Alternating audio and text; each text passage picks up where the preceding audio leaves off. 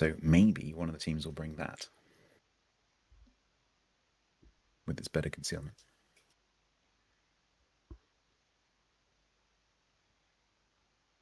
All right, I think we're just waiting for one of the GFF guys to arrive. So GFF consists of like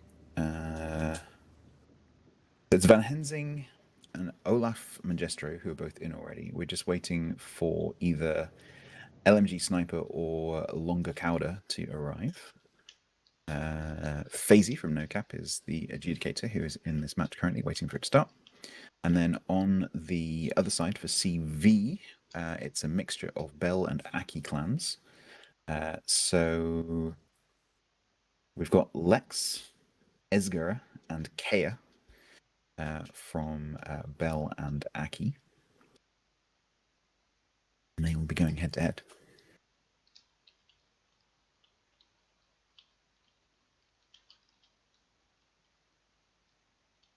This match is already late. I'm not sure what we're waiting for. We're waiting for the Yo-Boy person to turn up. We're also waiting for my Twitch to connect him.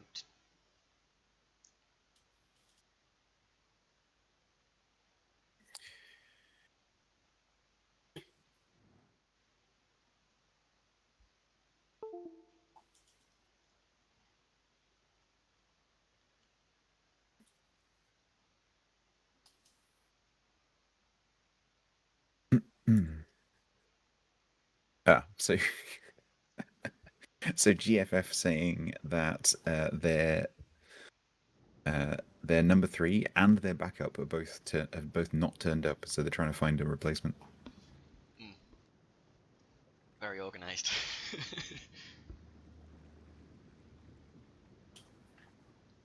Maybe EU players not quite so used to playing at this time of the day. Are you saying that like people aren't used to being awake at 12 a.m. on a Saturday? You know, gamers. Not that we both had trouble sleeping tonight or anything like that. Just like, right, we've got to be up early. Such a bad night. I don't know why. Normally, I sleep really like just fine, but last night I just could not sleep. I was yesterday I was looking through like PC build stuff, and so my head was just sort of like going around like all the different options and all the stuff that I'd looked at and trying to choose things in my head, and so I just couldn't make my brain turn off. Yeah, So I I've been thought I having the would same problem with keyboards. just buy one. Which one? Which one? Apparently AMD apparently. AMD do a keyboard. Whatever you do, don't buy an Intel keyboard because chat will rip your heart out. I'm going to punch JH next time I see him. He's currently saying sync pains are on TeamSpeak whispers. Yay!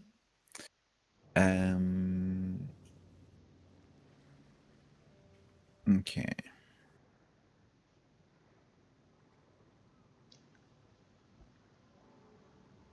Well, it doesn't really matter if this starts a bit late. So because they've allowed an hour for this first round, and 3v3 tends to be pretty quick. Yeah. So I like if this goes 2-0, that's only going to be like 25 minutes, 30 minutes maybe. So plenty of time. But what that also means is that unless we can find a 1-1 match to go and join, there might also be a bit of a break before the second round starts at 1 o'clock, or rather the second half of the first round. Hopefully by then I'll be able to go live without having TeamSpeak. I mean, OBS tell me no. Well, I mean, at least you're live on my channel. Yeah, well that's true. Hello, status people. Is that other player a towel?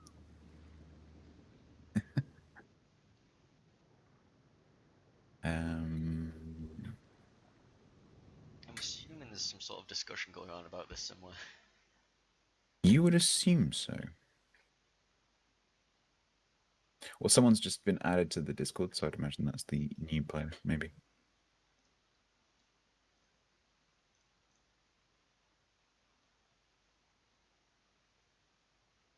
It's one of the Aoba players, so I don't think it's anything related.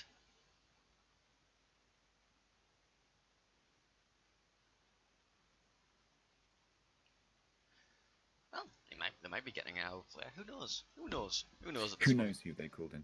Yeah. At this rate, one of us might end up playing. What you two? Just whatever you want to play for us. Oh, we managed to go live this time. Thank Oh, God. hang It's wait, a miracle. they've readied up. They can do 2v3. This will be interesting. They can. Well, the organizers disappeared, so I guess we'll find out soon enough. If you were to play a 2 versus 3, which ship would you forfeit? That's a good question. Because because the thing is, because it's battleship, cruiser, destroyer, 8, 9, 10. Obviously, the battleship is carrying a lot of hit points, but oh, that's hard. Because obviously, the other team's going to have all 3. I think I would probably go Alaska Clever. Just hope to get a I quick would Russian. I think I would drop the battleship because the battleship is very vulnerable to the destroyer, and it doesn't have a really good way of dealing with the destroyer. So yes, I think I would go Alaska Clever or Alaska Mosso. I forgot them. Well, you can't go Mosso because that's technically a premium. Oh, of course it is. Yeah, no, you're right. So have to be Yeah, just Alaska Clever. or Siegfried instead of the Alaska. Either way, I think you probably want the radar though. Oh yeah, Seafree could work. Yeah, as a sort of hybrid battleship cruiser combo. Yeah, that could work. Interesting. Well, the organizer's back. Who knows? Well, Van Hensing's just said 2 minutes. There we go. Oh, we've got Longer Cowder, who is actually on the list. So Yay! We have people. I think that's the backup player.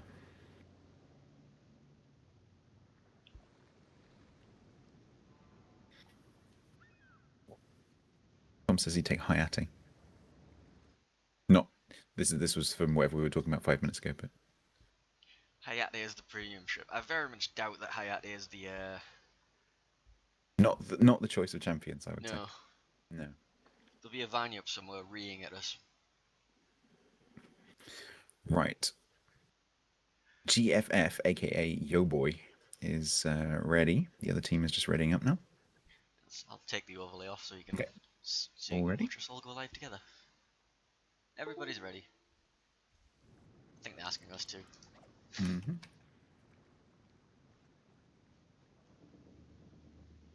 Alright, we're into game 1. Yay! And we're off.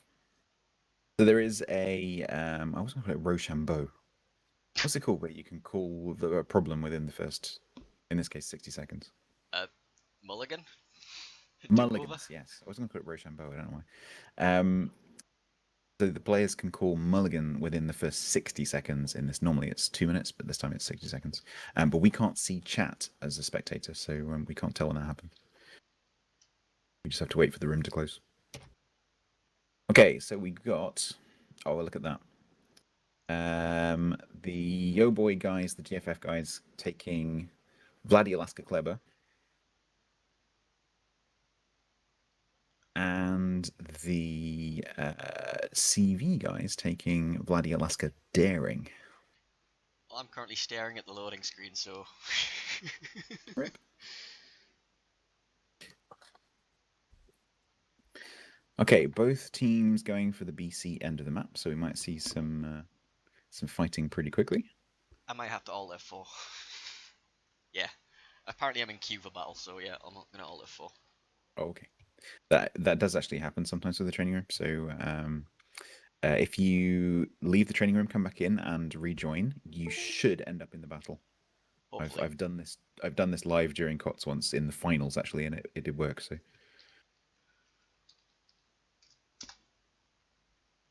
Also, by the way, today, at least on my stream, there's no notifications on. I'm not reading chat because there's a 5-minute delay, and I'm busy doing the tournament. So thank you for any support and stuff like that, and I'll catch up with you another time.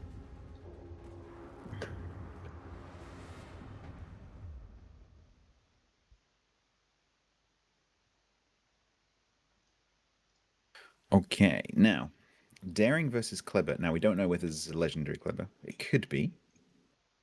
Is feasible. So this daring might not have quite as much of a spotting advantage as it would normally have.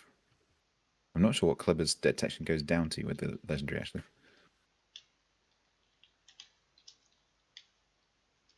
Oh, I'm in. Yay, I'm in. Hey. Okay. Kleber has spotted the Alaska and the Vladdy. So now, if I call them Yo Boy, I'll GFF. Know where they are. I don't think the Vladdy of GFF has been spotted yet.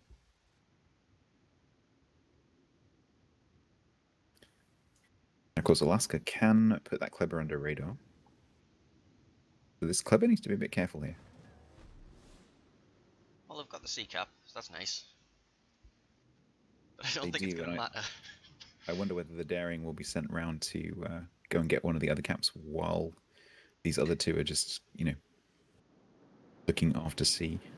I think caps are more of a suggestion in this They format. can be, although during Shipstorm I did actually see a couple of matches where it did come down to points, but it is quite rare. It's more about, because it's 3v3, it's more about which individual player puts themselves in a dangerous position. Currently, So that's the Alaska. It's currently it's Alaska, for example. So if you're going to put yourself in a mid position like that, you need to make sure that you can do something with it before you get DPM'd, and that's why the Kleber is shooting. Try and distract some of that fire. Because otherwise the Alaska is just going to melt. And this is why you're now seeing the Vladdy push in as well. Hensing's taking a lot of damage for not much Yeah. reason. Absolutely. Corpse coming in from Olaf, though. With the Vladdy nose in like that. Probably only going to take one. I think the Alaska... Ooh, actually. Alaska might take one as well, possibly. Yeah, so one on them. Ah, dodging by staying Just perfectly still. stops. Yeah, stops on the paint. But Vladdy probably had to damage con then.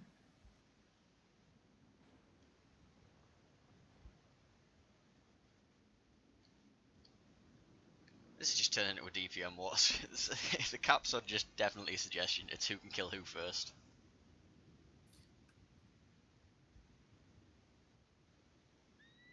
So currently Van Hensing looking like being in the most trouble.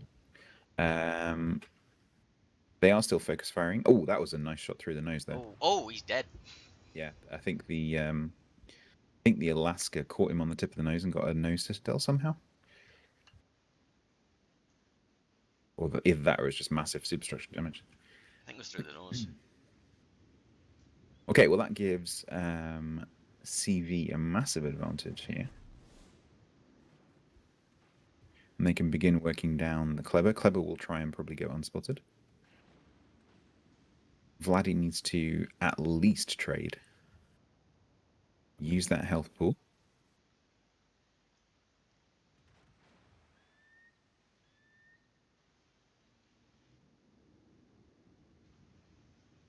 Esger Esger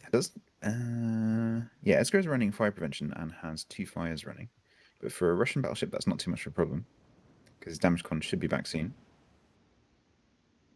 It's just a question of how fast can they burn down this Vladivostok. I don't think, I think Esger's going to go down. I don't think that's going to happen. Do you not think? I think it might be possible. I mean, Olaf's going to have to put himself in danger here. But I think it is possible that they could kill Esger, especially if Lonkowda gets a nice superstructure shot from this front here. Or breaks a gun, maybe. Those torps should be fairly predictable. But Lonkowda is actually turning the wrong way. That's looking quite painful. That's looking very painful. That's looking terminal.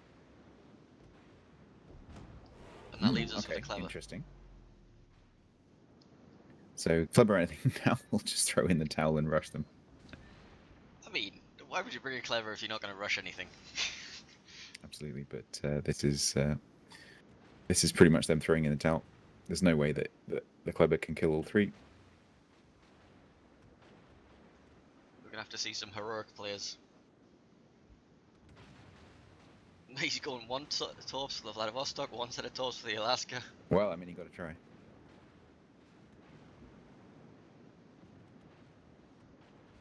Can you turn and get some for the daring as well? Nope. Okay. Well, I'll be totally honest. That was not the result which I was expecting. No, it really wasn't. I was kind of expecting your boy to take that one, but I guess I underestimated the Bell guys. Well, the Bell slash Aki guys. So the second map is going to be Ring. Yeah, I think so. There we go.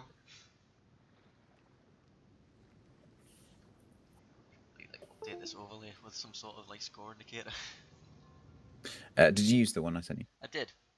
Cool. Yeah, I've just put the scores in just in text. Works quite nicely.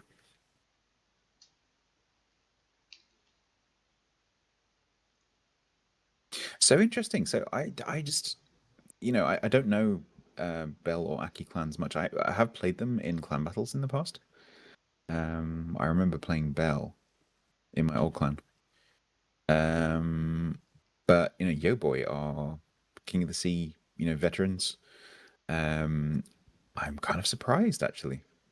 I mean, I ran into a fair amount of Bell players in ranked, and they're solid players. Like it's one of those clans that I'll look at and think, all right, he's on my team, good.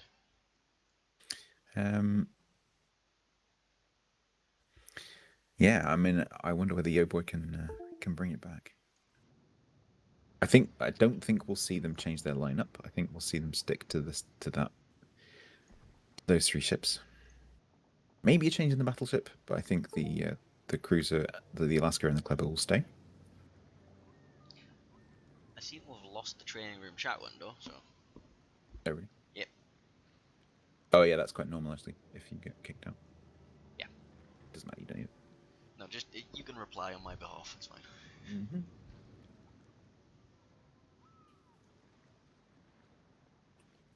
Painter is a talented man. I need to turn my alert notifications off.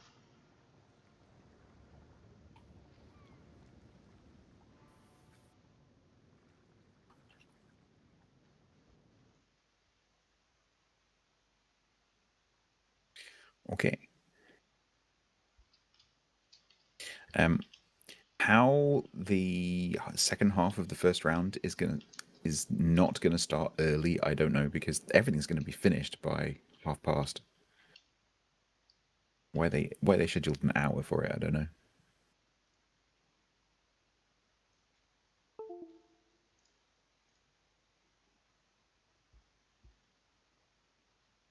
Siegfried, interesting. Hmm. And a Bismarck too. Hmm. That isn't. That's a very pushy. I suppose it makes sense for this map, kind of, because it's going to be a lot more close quarters, a lot more quickly, potentially. Yeah, it's gonna be a lot of muscling your way into B cap and then deciding from there what to do. It's like, right, we'll Yeah. have B now. So CV going for the same lineup. Yeah, the Kleber's a solid choice. The Alaska's a solid choice. Oh wait, sorry, they took Derek, not Kleber, so. Yeah.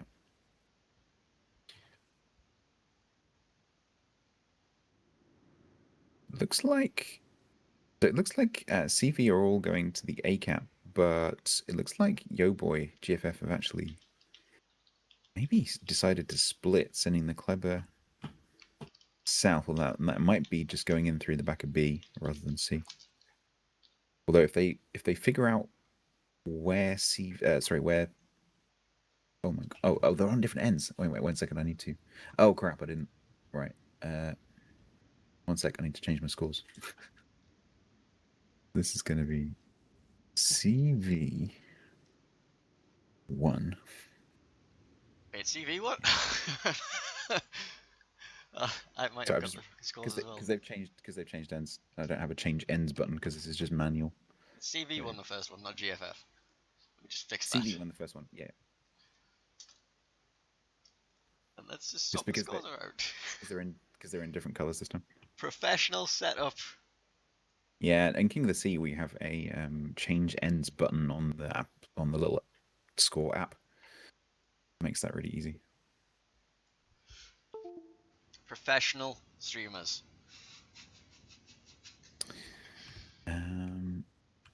Okay. Battle has been joined. Esgura firing at Siegfried.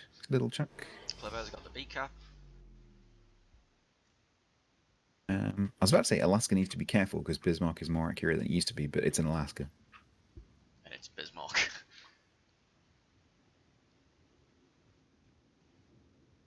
Honestly, I think the Clever- Alaska's probably the scariest battleship in this game. Kleber may decide here to just nip south and get Charlie, or maybe go around the back of the Vladdy. Alaska firing HE at Siegfried.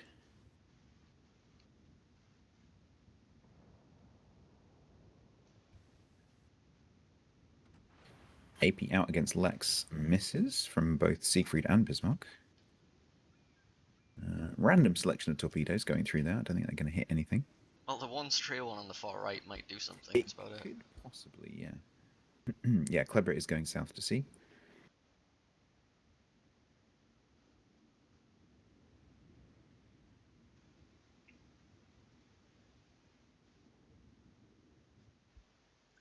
Torpedo does nothing. These two will be on a hydro rotation, so torpedoes probably won't do anything for quite a while. Longcowder does have one fire running. Don't forget, Siegfried has 380, so although it's a cruiser, it does have battleship caliber guns, and it also happens to have cruiser dispersion. And that's not super cruiser dispersion; that is cruiser dispersion. So the shots are extremely accurate, especially at these ranges. Longcowder, they're coming under a lot of focus fire. This Bismarck needs to get into the picture pretty quickly. Well, they have the sea cap now, but I think it might be too late for caps. Since the Siegfried is very rapidly burning down, and it's going to turn into everybody rush the Bismarck. Why the Bismarck went back and came back in again, I have no idea. Because during that time, the Siegfried's just taken a complete pummeling. And currently, CV looking pretty much okay in terms of health. They've not given any hit points in trade. And Yeah, there goes the Cowder's Siegfried. gone. And it's only now That the Kleber's getting the in the Bismarck fight. and the Kleber are actually starting to get into the fight, yeah. Although Alaska is going down very rapidly. It would have been a lot handier if you'd done that about, I don't know, 2 minutes sooner. Yeah, I'm not entirely sure why he did a U-turn. The important question now is, were those torpedoes, was the hydro Yeah. rotation on the Bismarck's end or the Siegfried's end of it when Whitey died? Because Those torps are a little bit gambly because they are all basically heading towards the same spot. But they might actually work out here as long as they don't run out of range. Could easily have come to nothing. you But think 2. one. Oh, one. Oh no, one. One and this second one. 2, that helps. He's definitely going to burn Still down, running a though. fire. Definitely flooding as well. So Van Helsing may also go down here.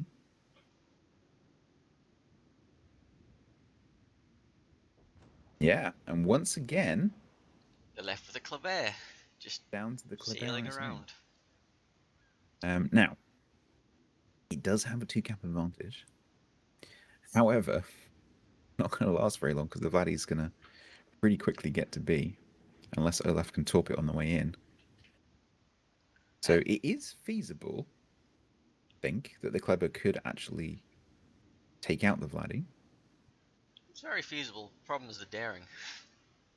I think the Vladdy will probably wait for the daring to come down because they don't need to push in there right now. They do have the massive numbers advantage.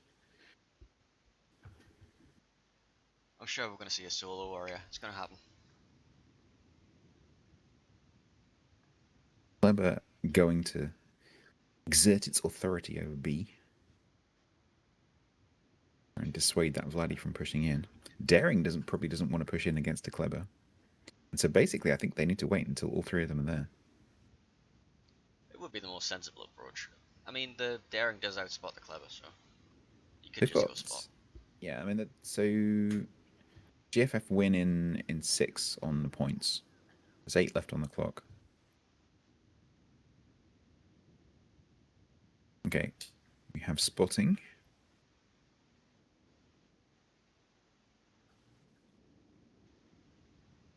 Ooh, nice shot there from the Vladdy. Yeah, Olaf donating about 3,000 hit points. Not much on the greens.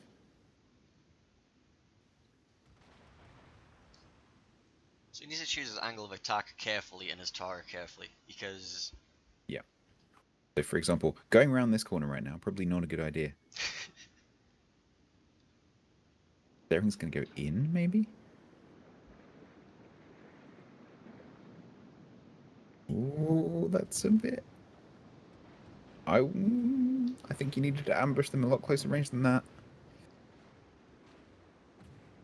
The problem is that at this kind of range, like 7k, Vladdy's guns are extremely accurate. the Alaska also has shots now, so we should probably see an exploding Kleber at some point soon. Yeah, Maybe and not. that was an extremely suspicious turn he just made as well. So Esgaro certainly knows that these torps are in the water. The daring will probably have his hydro on as well. Yeah, almost certainly.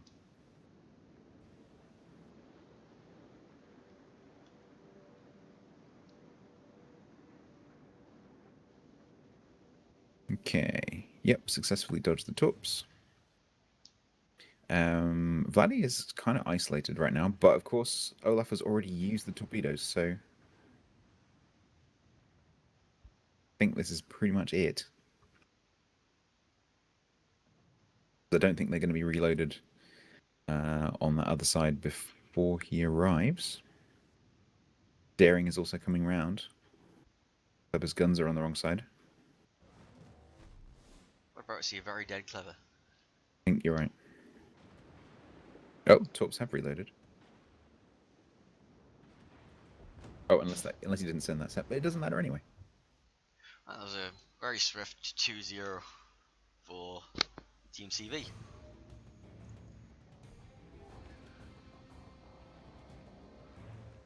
Well, I would not have predicted that in a million years. No, this was not the intended outcome, or the expected outcome, Well, should I say. I mean, GG to Bell and Aki guys there. That was pretty impressive technical. I mean, in both matches they barely took any damage really, and especially in that one. The Vladdy in the last match did start to take a bit of damage towards the end, but this match they were pretty unhurt. Right, now, the bad news is the next round doesn't start for 32 minutes. So we need to go and find another match. Indeed. Second rounds are now played. So wait a little bit. Interesting. Let's put you on the tournament screen just so you can get a good look at what's going on right now. CV have beat GFF, Ban CV have beat Ding Dong CPUs. Oh, some of these names. Oyo has beat Spicy 2-0.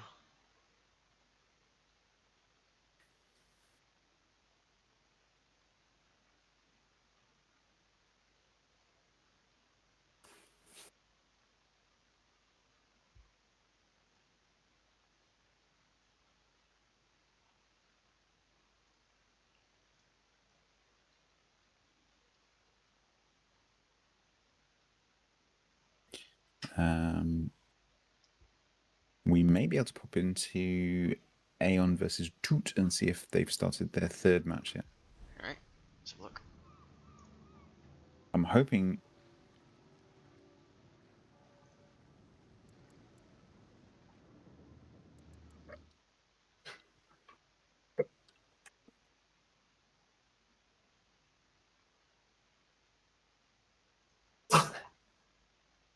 Did I just hear a sneezing Maisie?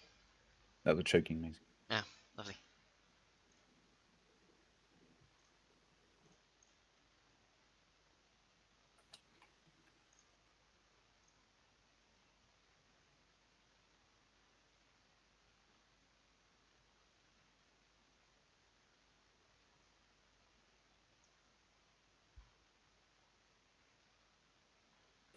just discussing with the organisers.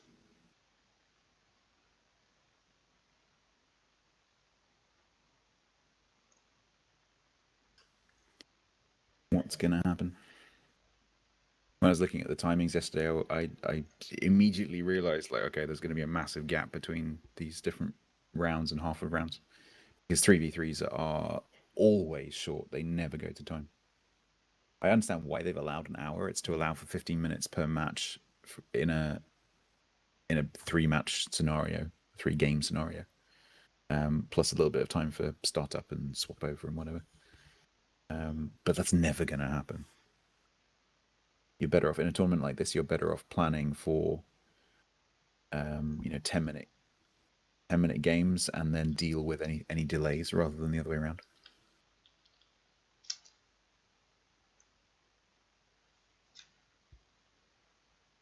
So please bear with us.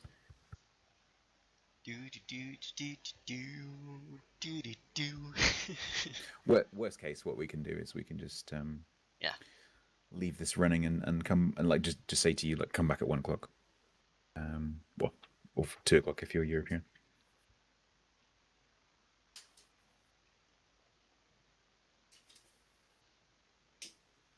Or we can scream at group beta. That's they're currently trying to work out whether they can get the group Bs. But the problem in a tournament like this is if you've told the second batch of people, be ready at your this time. matches- Yeah. your matches start at this time. They're probably not even at their PCs yet, so that's the problem. They'll be eating lunch or whatever.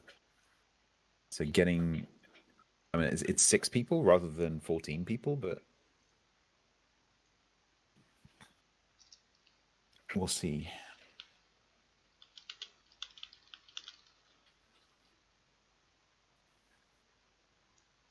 I'll be back in a second. I just need to go and give the dog some more water.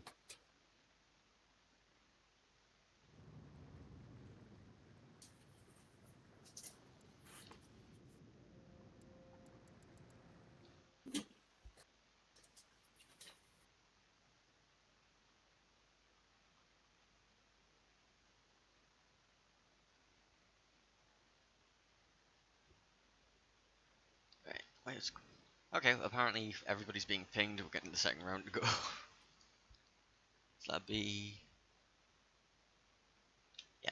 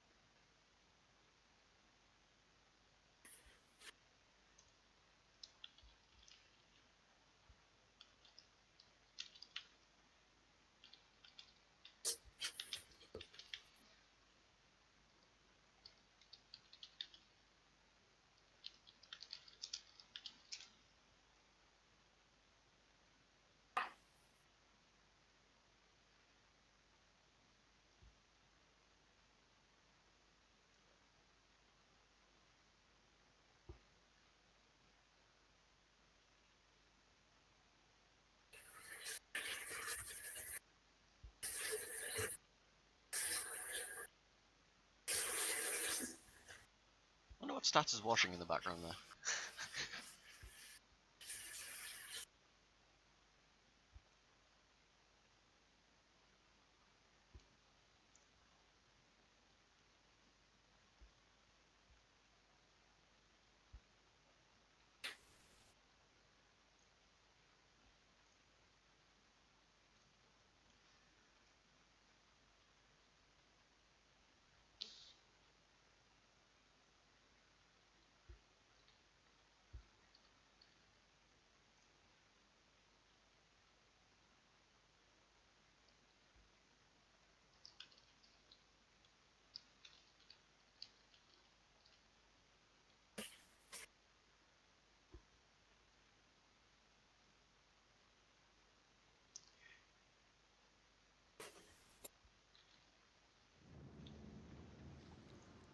I'm gonna make content, I guess, while we're waiting for things to happen. So Anything doing? I'm just gonna make content while I'm waiting. Put some googly eyes on something. They're currently pinging everybody, trying to be like, right, can we move this up a little bit?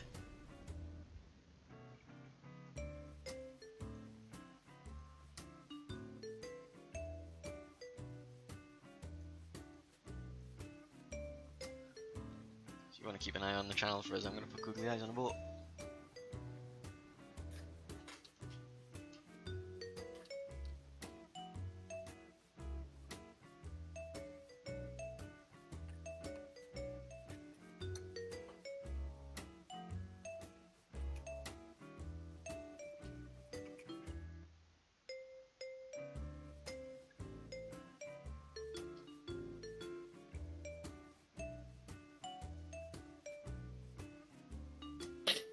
Just saying, please tell us if there's any match starting, because obviously it'd be better to cast a match than not cast a match. Indeed. Well, the problem with that causes though is that all the streamers end up in the same match, and then all the other matches don't get cast. But oh well, never mind.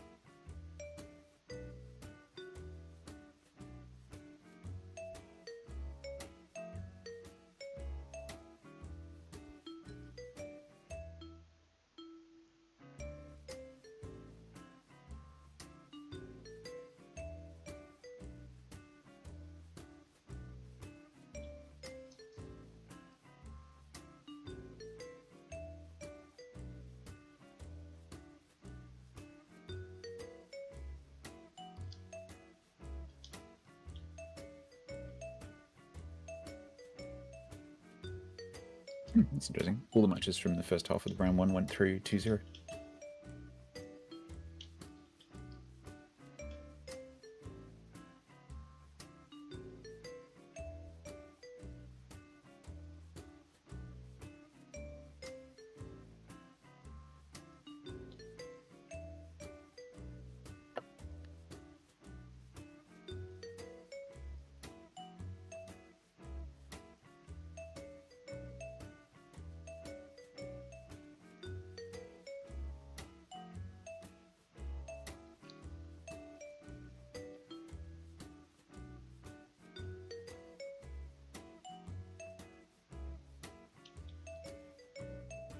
So, how was your morning been?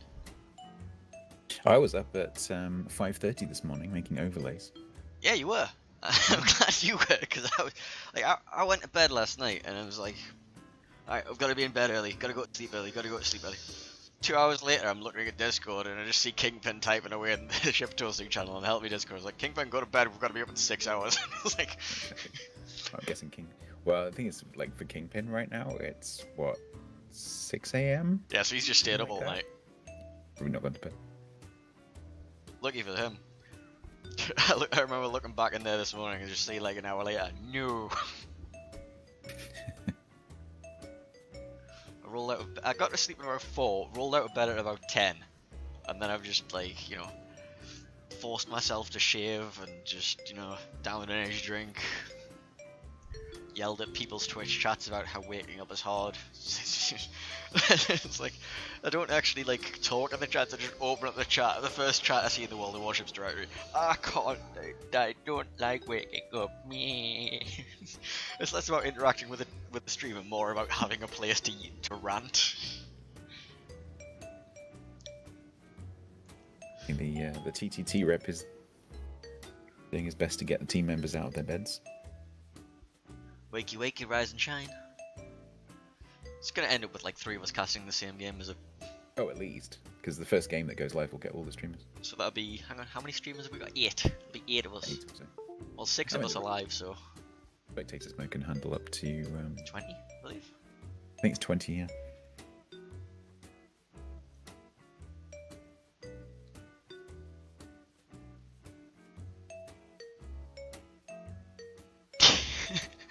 As the C in TGT stands for competence, you can expect the highest degree of professionalism.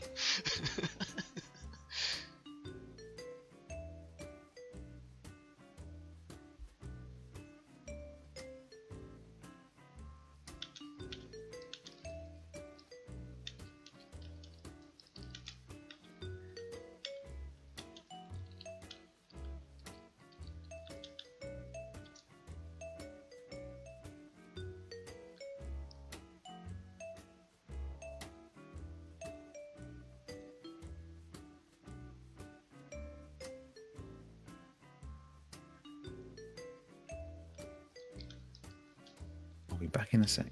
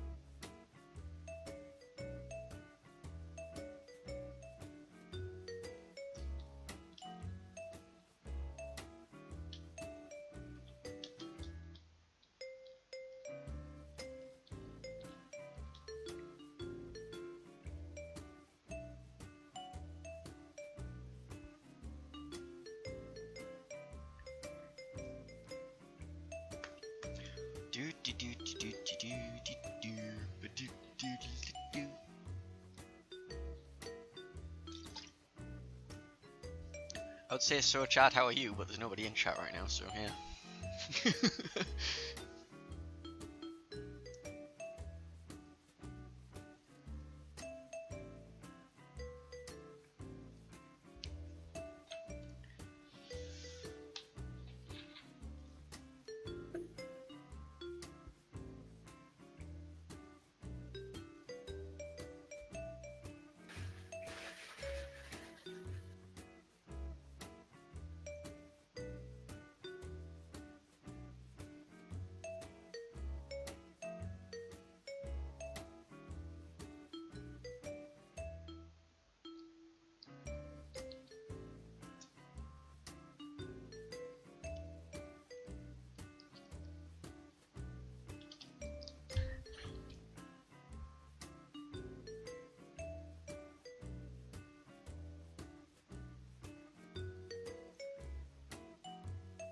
Oh, we have a ready team.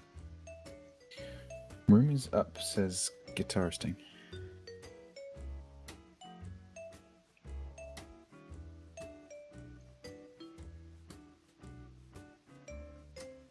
AYS. Who am I supposed to be casting? 1 second.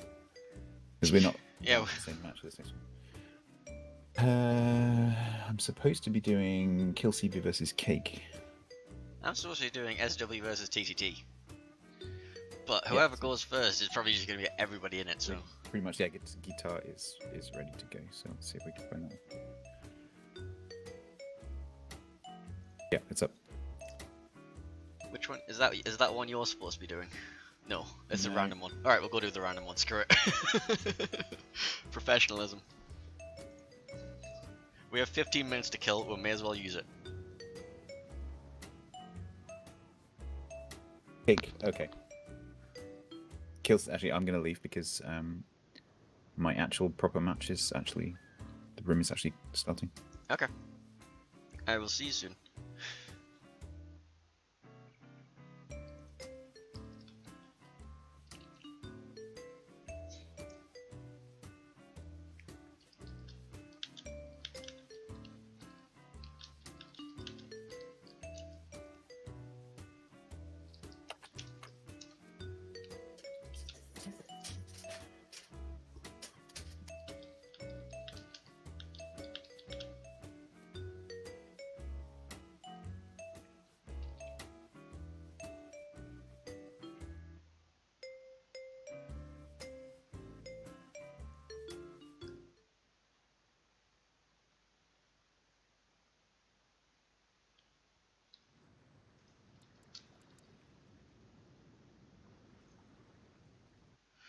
Alright, well, we have found a game to jump into. Yay!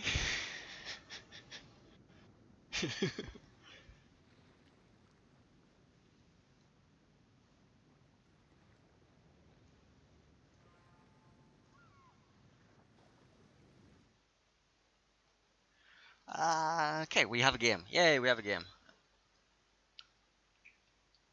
We'll probably found a better game to cast.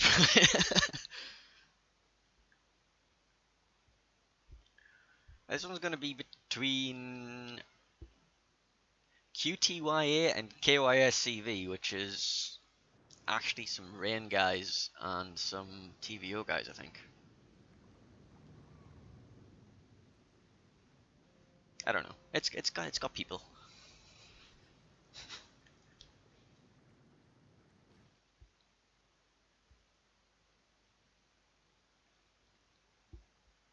It's almost as if I had a big list of all the people who are in each team that I should probably go check. So let's go check the list.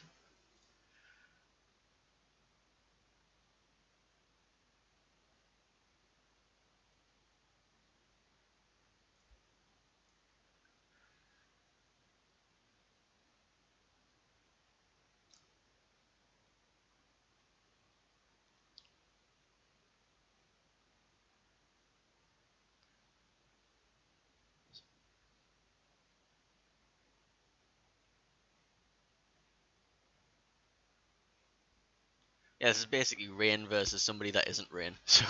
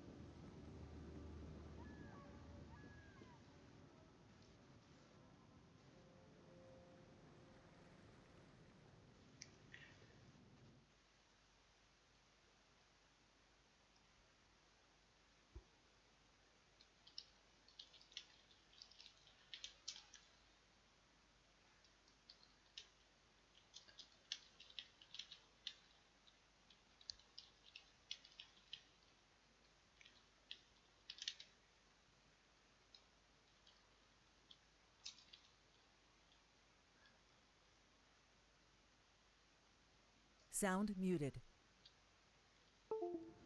team speaking case stats rabies.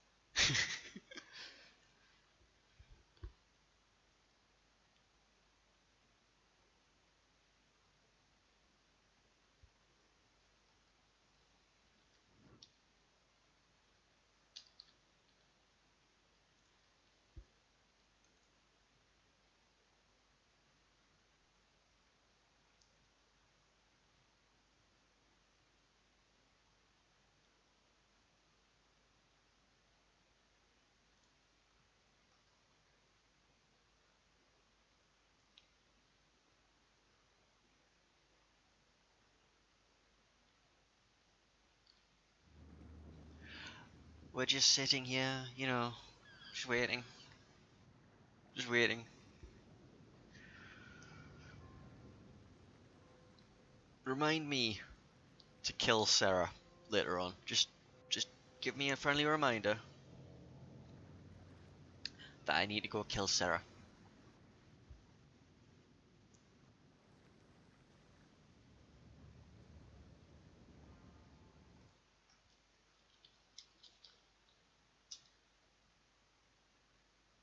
Microphone muted.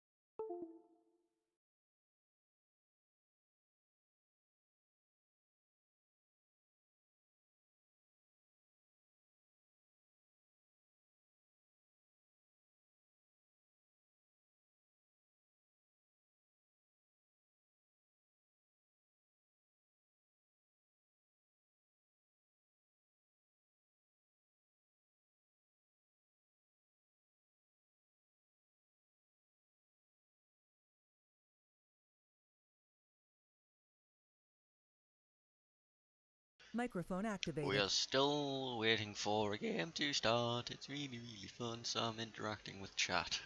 This is your interaction chat.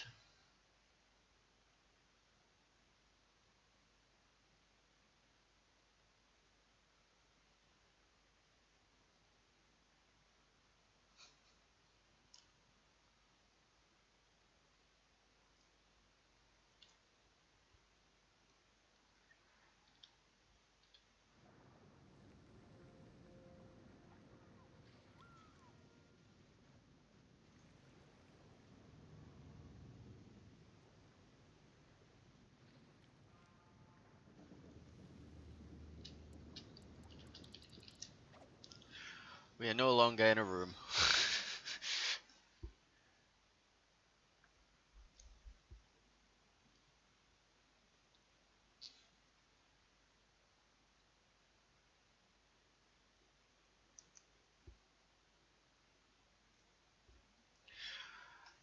Well, chat, you got another 5 minutes to kill. And I'm going to kill Sarah later.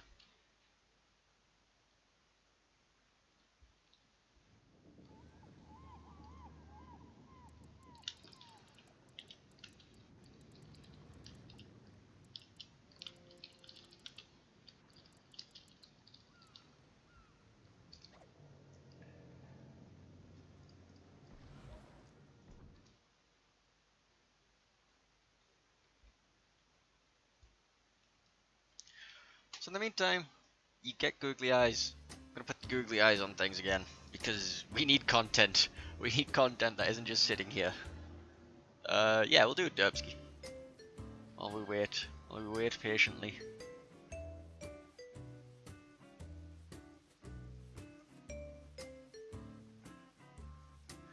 I wait patiently till I've been pinged. Oh, for God's sake!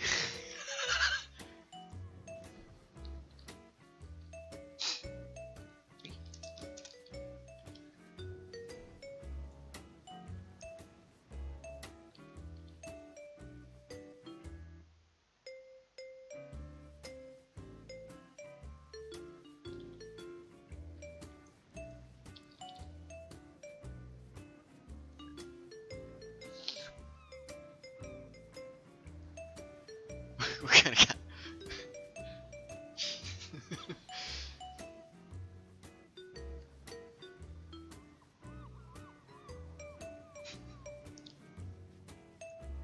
Screw it, we've got a game. We have a game. Oh dear. Professional. So this is. Who is it? It's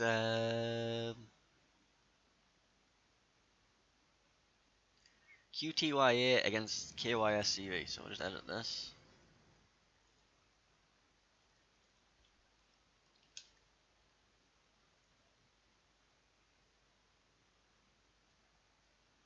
And then this.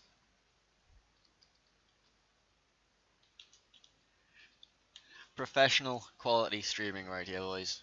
Just Came here for the quality content and the totally professional overlay setup and all of the professional stuff.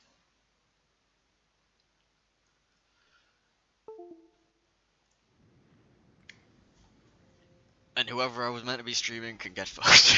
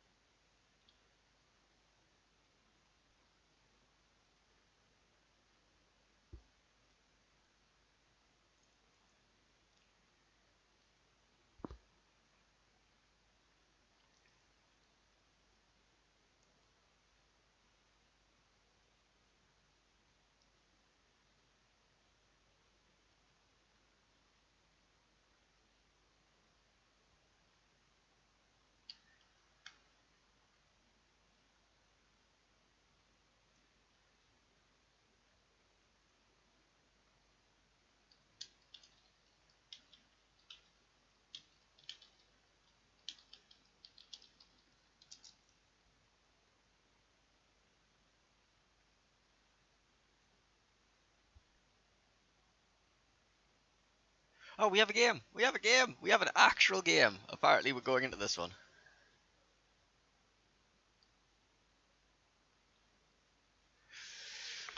Alright, Bismarck, Alaska, Kleber versus Vladivostok, Alaska, Kleber. So yeah, the only real difference here is the two battleships. We're going to have a Vladivostok versus Bismarck, so we'll see which one of these comes out on top. Of course, Rain or very good players. Very good players. And these guys, they're alright.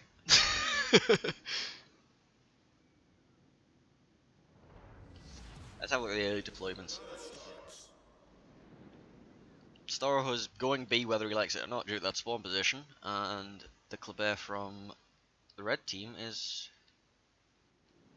drifting around between B, C. Could be going for it. I think he's going directly for C actually, so we should be seeing some immediate, well, no immediate spotting and no immediate battling, but this could go anywhere.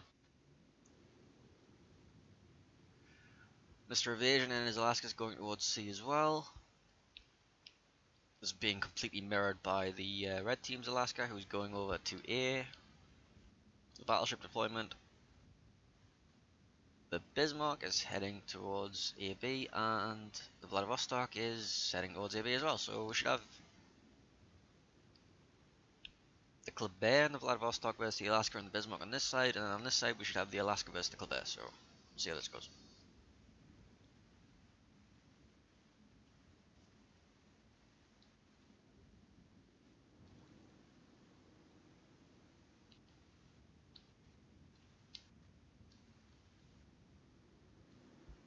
The Alaska is spotted, whereas the green team don't have any intel just yet. Starro's parked himself up behind this island. This is an interesting approach. Just resing it in the cap. Alaska and the Vladivostok trading shots. Bismarck joining in with his Meiji. Probably had that loaded for the Kleber. Kimi and the Kleber if the red team is taking C. Oh, got some lovely crossfire from Mr. Invasion going in here. Doing absolutely nothing.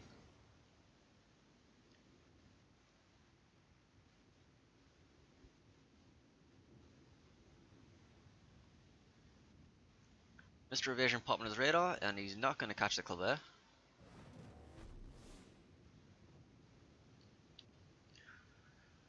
The HE spamming Bismarck. It's an interesting approach. Probably just going to try and burn some damage control so he can get some more fires from the combined efforts at the Kleber and the Alaska. Starro is taking shots.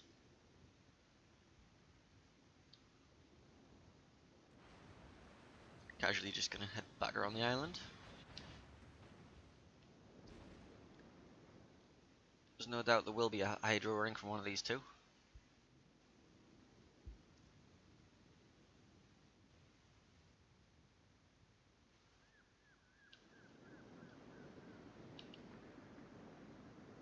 Taking one on the nose, that's a flood.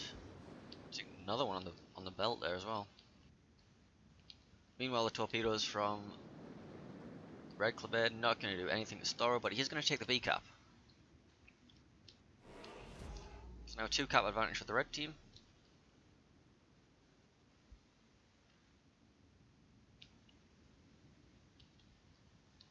Oh, we have a gunfight between the Klebers. Reload boosters are up, and Starro is taking the worst end of this trade massively. He only has 2 guns in the fight, whereas the red one has all of them. There is crossfire coming in from Mr. Evasion over there, who is also taking back the C cap. Red Alaska and the red Bismarck pushing up, so we should probably see quite a brawl soon.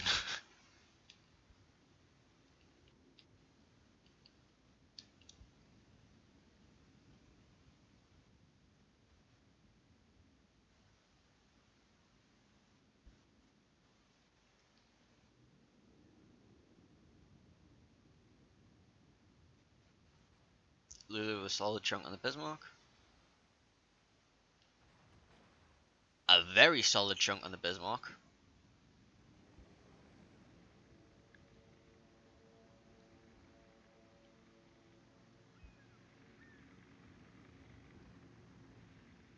B cap was being capped, but now it's being blocked by the red Kleber.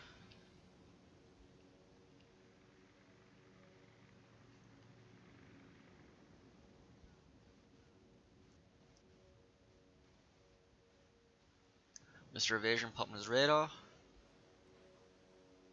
Taking a big chunk out of Bendigos.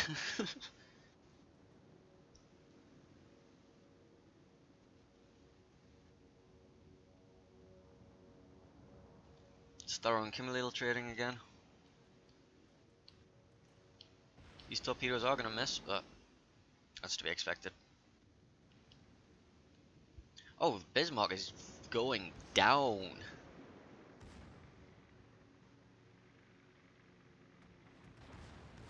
And he's gone. Wow. Yeah, it turns out broadsiding in a Bismarck really isn't the best of ideas. But who could have guessed? All that tanky armor is just eating more and more full pens.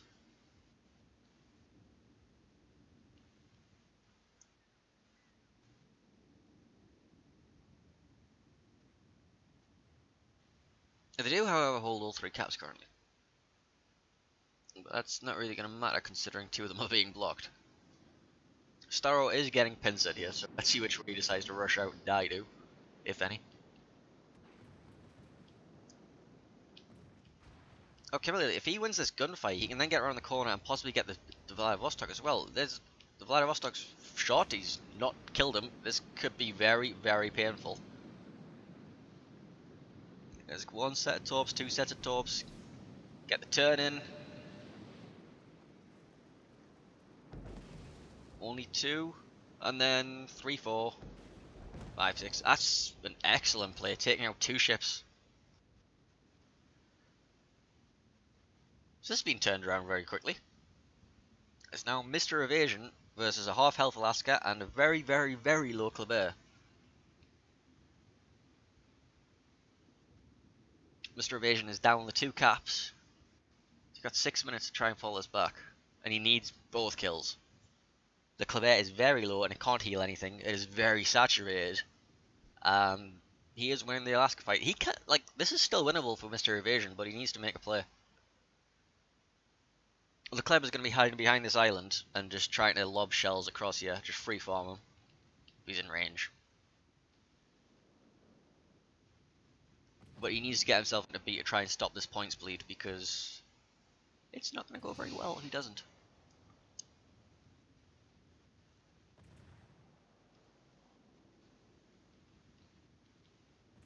Oh, big shots through the nose. Let's have a look, see who he's aiming for. Alexi's going to go for the Kleber, try to radar it and lob it. It's probably not going to work though. Or he's just prepping for the drive-by, who knows?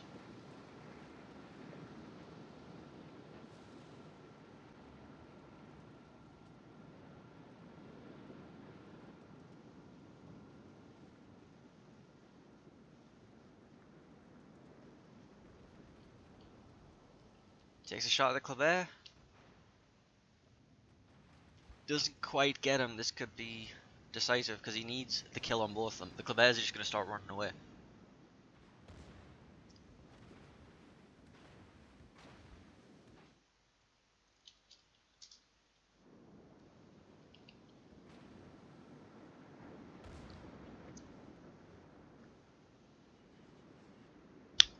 Here comes the drive-by or the charge.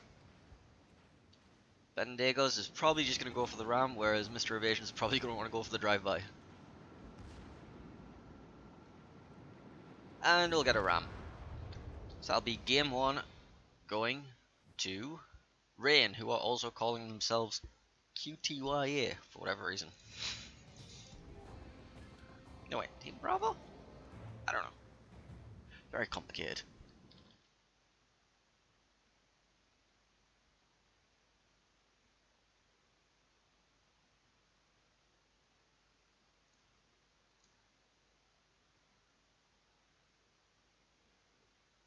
That was KYSCV, sorry. Yeah.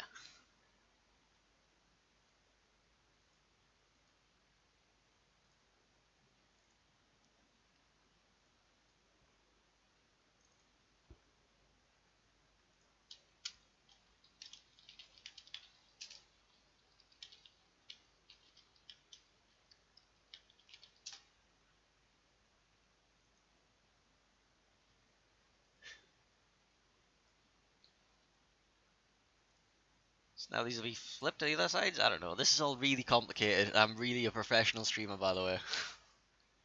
Professional. Professional overlay management right here. You saw it here first.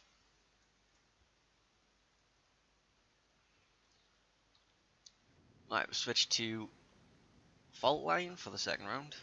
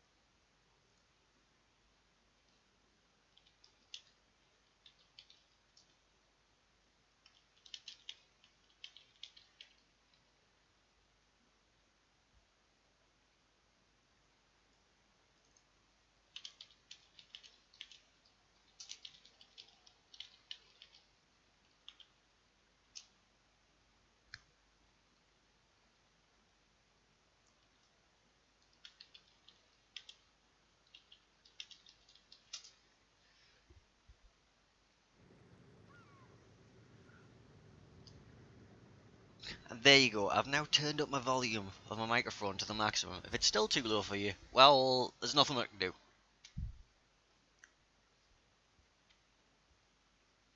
Because trying to sort out audio problems with a 5-minute delay isn't exactly the easiest thing in the world, chat. Why don't you tell me all these things like, you know, when I don't have a delay?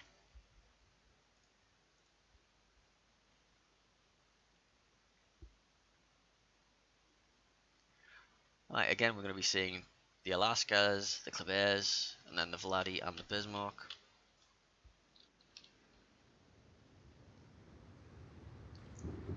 But this time, Rain on the greens.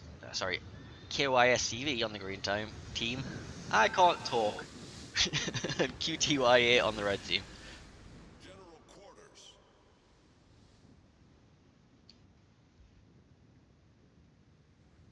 Initial deployment. Green Kleber is going towards A. The red Kleber is also going towards A. Then probably a lemming train in after them. Oh no, the Alaska's going the other way. Mr. Evasion is going to take the long way around. Head towards Sika.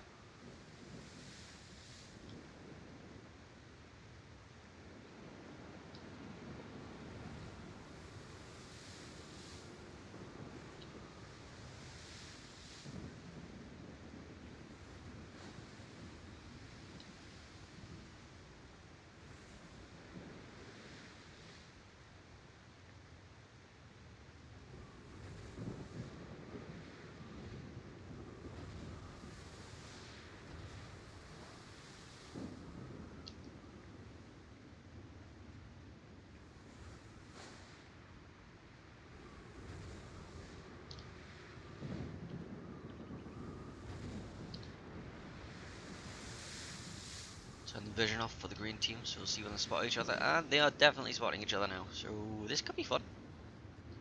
This could be very fun. Torpedoes in the water. They're going to head towards the entrance there. Both main battery reload boosters have been popped.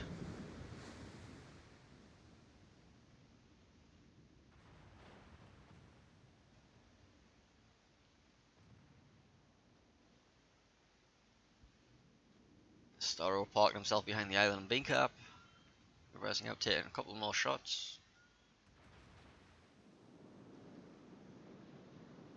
Kimilil is being forced out of A cap, so they will have the points ticking in their favour for Rain. Or, sorry, KYSCV.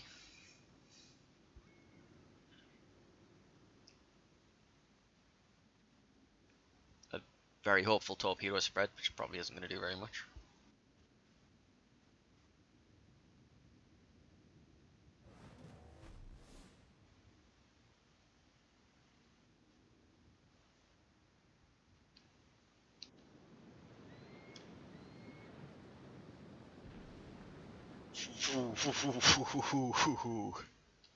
Radars up from the Alaska. Storrow is taking a big hit there. He's like, nope, I don't want anything to do with that, and he's fucked back off. Drop the torps on towards the Alaska as he goes. Meanwhile, Mr. Evasion's pushed up, and he's actually going to be taking C-cap soon. Lulu, on the other hand, still full health, hiding at the back like a proto battleship does. Going to be pushing into A cap, and then they will lean all three caps at the same time, which is a very powerful position to be in.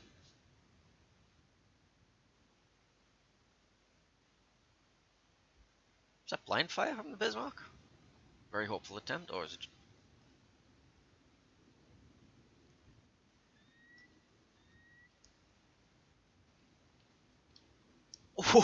Oh, the Alaska takes a massive hit from Lulu there.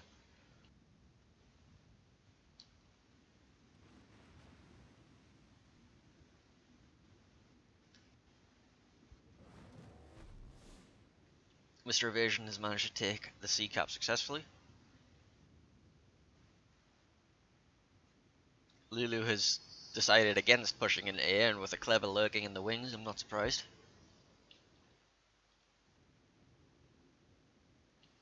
Once again, the Klebers break into a fight. Storrow taking a pounding. Kimilil taking an even bigger pounding.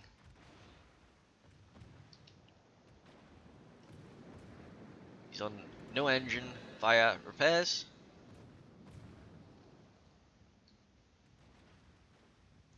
540 health, 1000 health. Storrow goes down, but Kimberly's on his last legs too. He can still get a YOLO off of that amount of health, it's just he needs to plan his attack very carefully as he dodges the shells from Mr. Evasion. Meanwhile, Mr. Evasion and the Bismarck are getting themselves into a big fight, a big whack onto him. I know the Alaska doesn't have a citadel, but this is probably not the best idea unless he gets the ram off. He doesn't get the ram off. He just glides past him. And now they stare awkwardly at each other as they both know that this has not gone how things was being expected. He needs to be careful and not give too much broadside to the other Alaska on his way out as well. Mr. Evasion, you are in a world of hurt.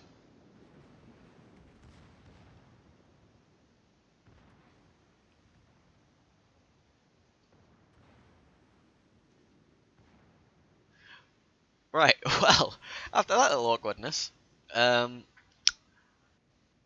KYSCV are up 2 caps. They will win in 7 minutes. Unless something changes.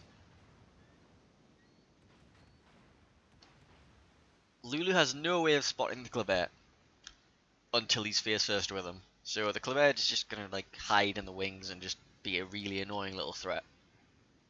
Mr. Evasion needs to go do something. Mr. Evasion is the only one who can spot the team right now. He's doing a radar. He's gonna catch the Bismarck on his way in. Hang on, is he spotted? Yeah, he's definitely spotted.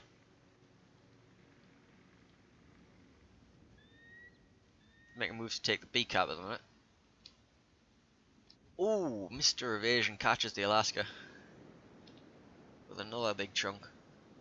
Mr. Evasion's putting in work in the Alaska in this game.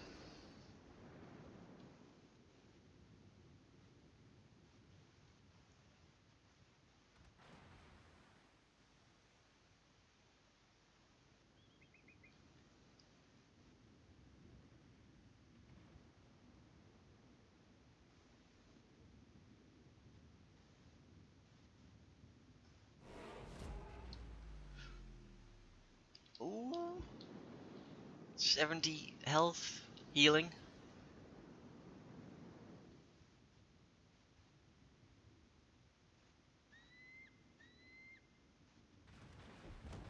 The Alaska goes down. Lulu is about to take some torpedoes. 1, 2. Right on the end of them as well. Right, now Mr. Evasion has a Kleber who looks very, very killable if you can actually see him.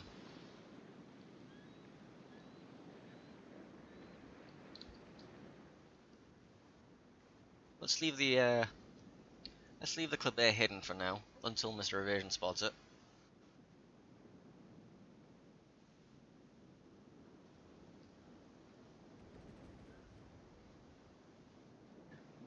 Bismarck is being crossfired by both Lulu and Mr. Evasion. Where's the Kleber right now? He's sneaking around. Still unspotted.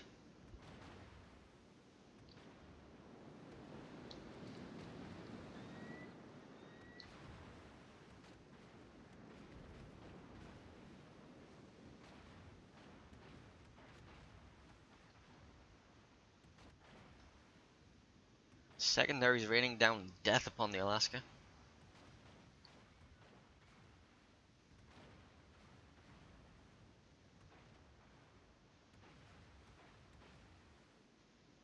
Another peek where the Kleber is. Oh, there are his torpedoes, and he's got himself spotted. The Alaska's guns aren't going to be able to turn in time to deal with them though, but these torpedoes, look at those torpedoes aren't even going to reach him. And now Lulu is in a bit of a predicament. Lulu has 1 cap advantage. He has a points advantage. No, he doesn't have an advantage in the caps. It's actually tied in the caps. But Bismarck's going to go block C cap. So we're going to have no point income for Lulu. Lulu needs to make some sort of heroic play.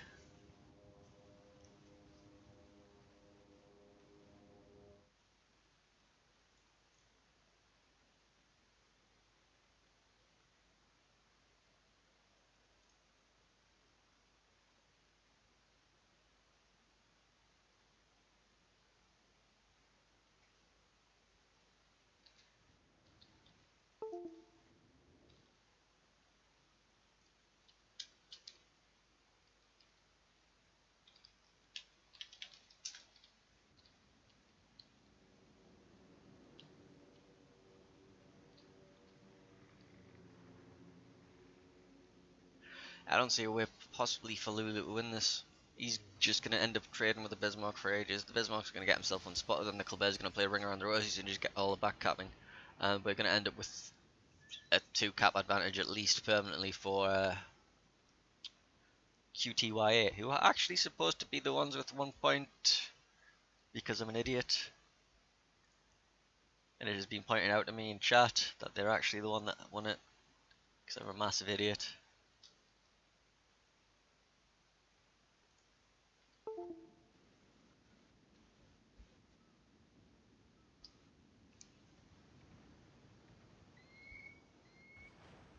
Well, we shall see.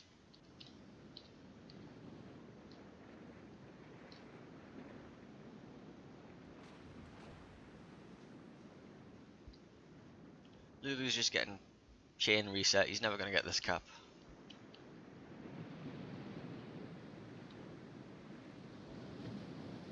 At least without a miracle, he's not going to get this cap.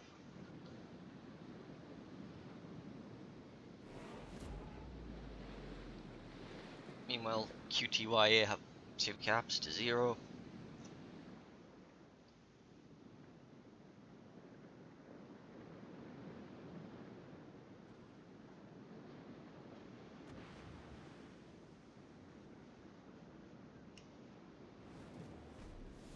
Okay, they let him get the cap for whatever reason.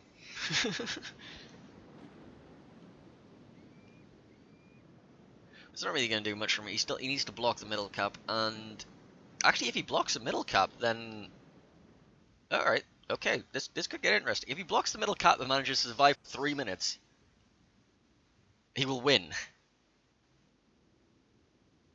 However, he has to survive from being rushed by a Bismarck and a Colbert. Alright, I'm actually interested in this. This is gonna go. This is gonna be really interesting.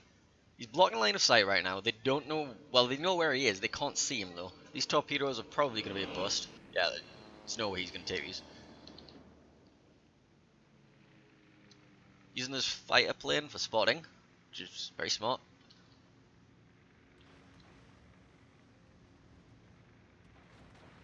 Why? Where are you getting this red turret? Do you know he's coming? You do not know he's coming. Now you know where he is. However, you have full broadside to the Bismarck. We shall see how this goes. Surprisingly okay.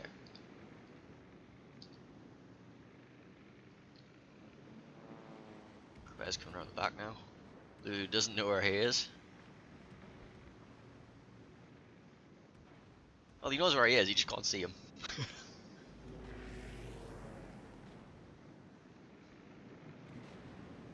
Did you beach? Why did you? Okay, okay. Let's just say that was an intentional grounding for whatever reason.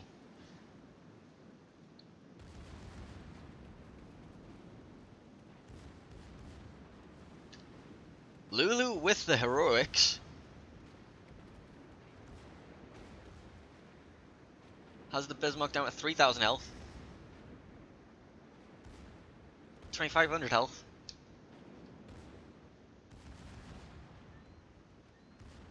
$2,200 health. He is being forced out of the cap though.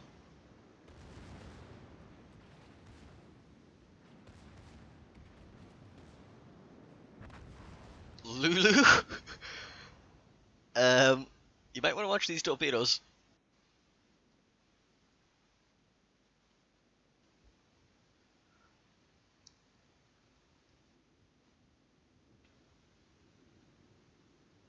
Right, I'm not very good at maths, but 2 points every 3 seconds.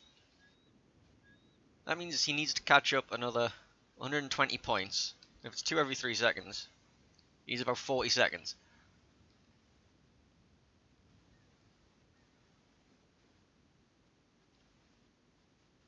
Plus 2 every 3 seconds. to catch up. 90 points. No, 110 points. Alright, maths is complicated, but if Lulu just runs away, I think he wins in 25 seconds.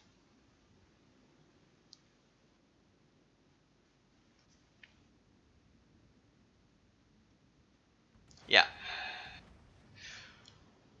Or he can end it in style by killing him. And Lulu with the Lulu with the plays takes a game for Rain. Yeah.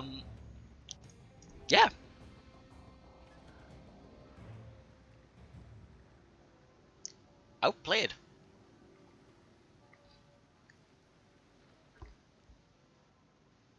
So that's 1-1 now? Question mark? I don't know. It's really complicated.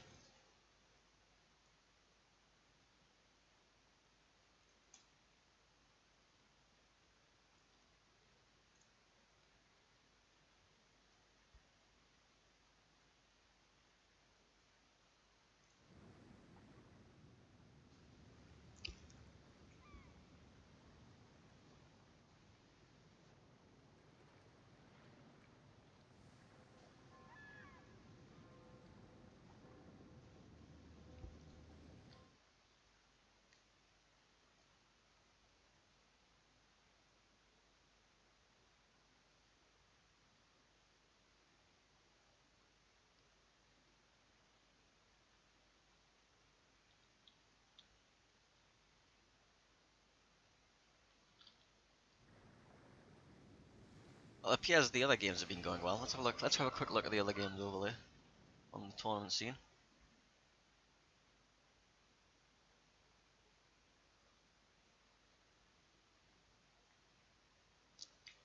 KLCV won over K.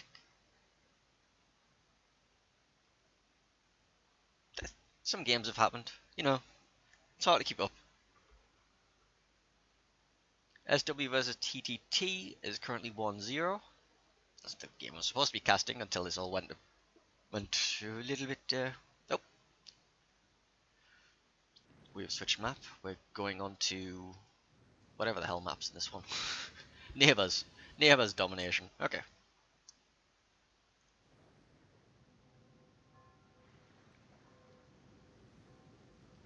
Oh, we have a stats block in TeamSpeak.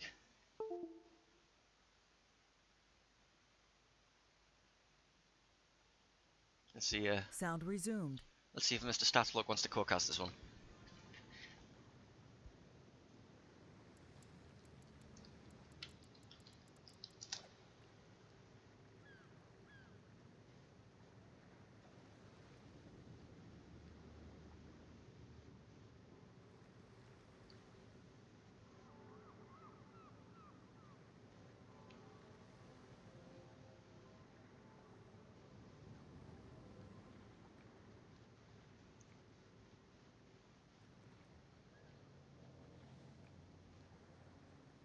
Hello.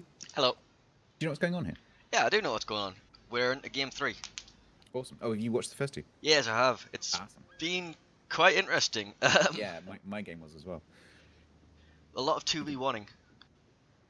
TWA, the TWA B team, I think it is.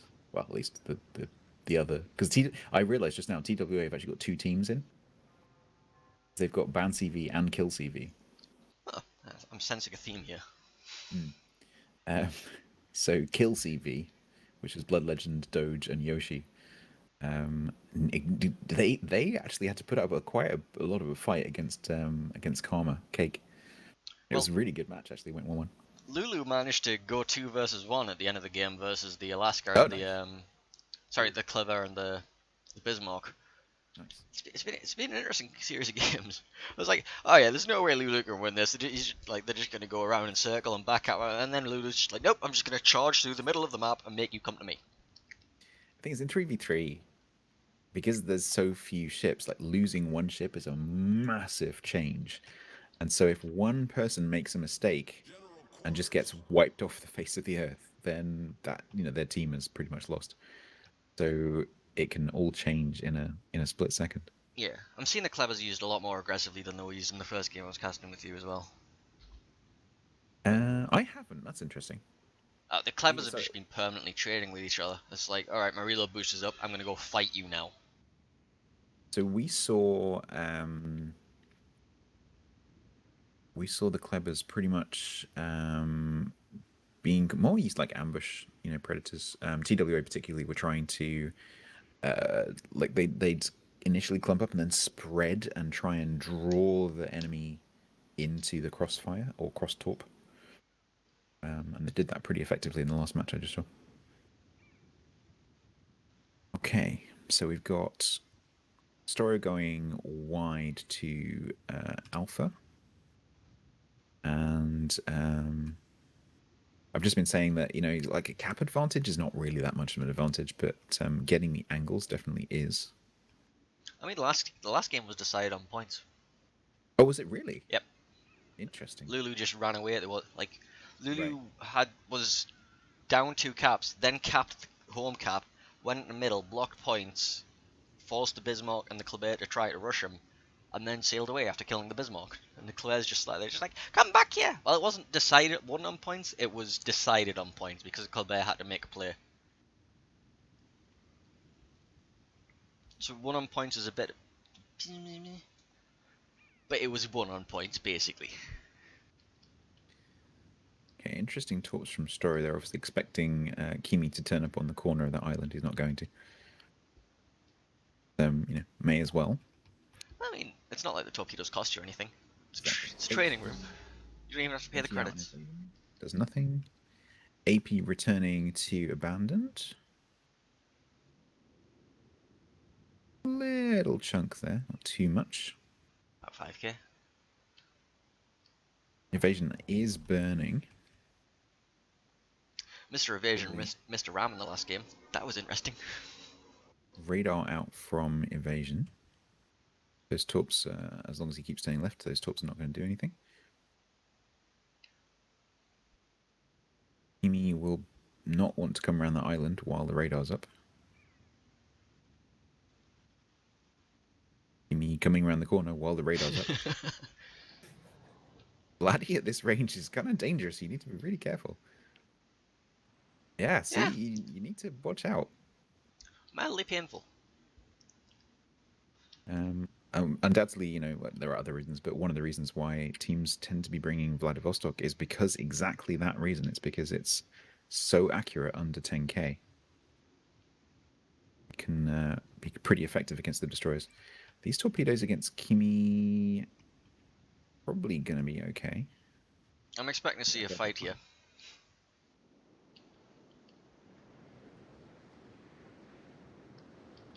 Yeah, you're up. Reload boosters are up. Yep. Well, Story doesn't have quite as much help as Kimi does. No, but they're going to use this opportunity to push into the C cap. Absolutely. It's like, alright, while you two are busy over there, like, trying to hit our Kleber and failing miserably, we're going to push into your cap and be like, oh look, we have the points advantage, and we're going to force you to make positional play. Nice little shots there against Kimi. And surprisingly, Kimi actually coming out of this trade worse. Kimi did miss quite a few shots on Story. But now have a look at the positions that Rain have got themselves, well, KYSCV have got themselves into. They're just like, alright, this is our part of the map now. What are you going to do about it? And these two off-sea players are going to have to be really careful getting out from behind this island because obviously they're going to need to come out showing their broadsides. So I just saw an Aegea deleted by an Alaska by doing this in the last match. Yeah, well, he got away with that a little bit. That could have been much worse. Secondaries from the Bismarck focused on evasion. By that accuracy, that looks like manual secondaries.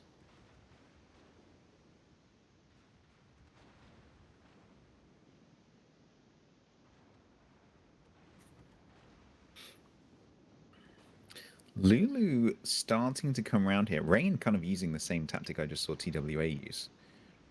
Of using one ship as bait and then the other ship as the ambush. So Lulu pretty much ambushing the Alaska here. Yeah. That could have been better. Yeah, it could have been a lot better. And the Alaska can absolutely Citadel Lulu right now.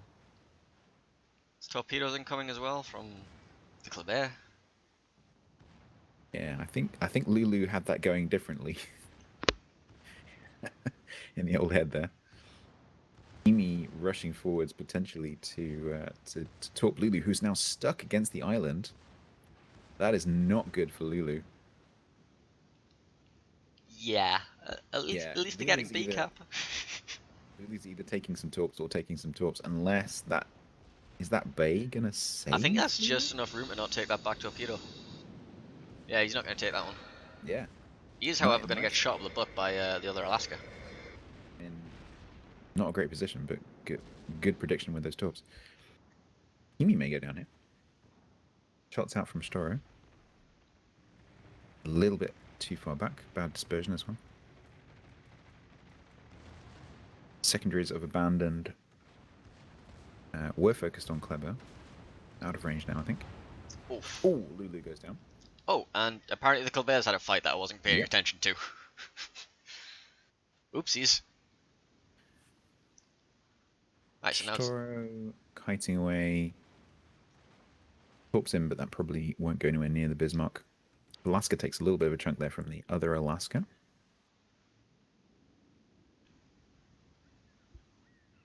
So 2 cap advantage ticking for KYSCV / Rain, whatever you want to call them. HE out from Invasion on Bendigers. So they will cap here. So there's going to be a bit of a lull here, I think, because Storo's not got much health to play with. So, an Invasion just took a bit of a chunk there as well. But gave some back to Bendigers. Invasion taking another chunk. Both teams here are going to be considering what to do. I think QTUYA will be wanting to cap B. There we go. HE on Bendigers. So the question is now, what do Rain do? Nothing. They don't need to do anything. They can sit and wait for the points to tick. They can, but that's a long time to wait. 7 minutes. 4 minutes, actually. The longer they wait, the more it helps them. They don't need to make I any agree. play. I agree. But the temptation when you're in this position is to do something when you don't have to. But of course, Rain is a very experienced Rain team. are very disciplined, yeah. Rain have no problem just waiting for you to get bored. I mean, when you watch King of the Sea, that is generally their tactic. A lot of the top teams, not all of them, but a lot of the top teams do use that tactic of, even if they're behind on points, actually, of waiting for you to make a mistake. Because a lot of teams, when there's nothing going on, will overextend. But in 2v2, it's a bit different. So Evasion can very quickly lose this health here.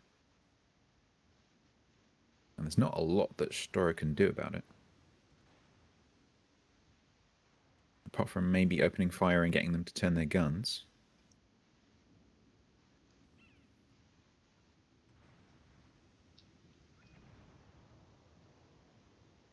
Alaska just trying to get away from that Bismarck AP.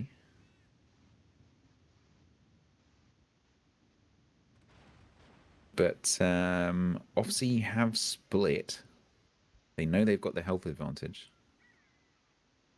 Alaska has a radar to use against Kleber if necessary. Well, the Clever's opening up. Yeah, Storo needs to be really careful here.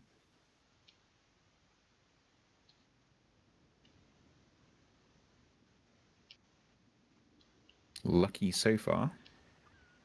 I mean, you say lucky.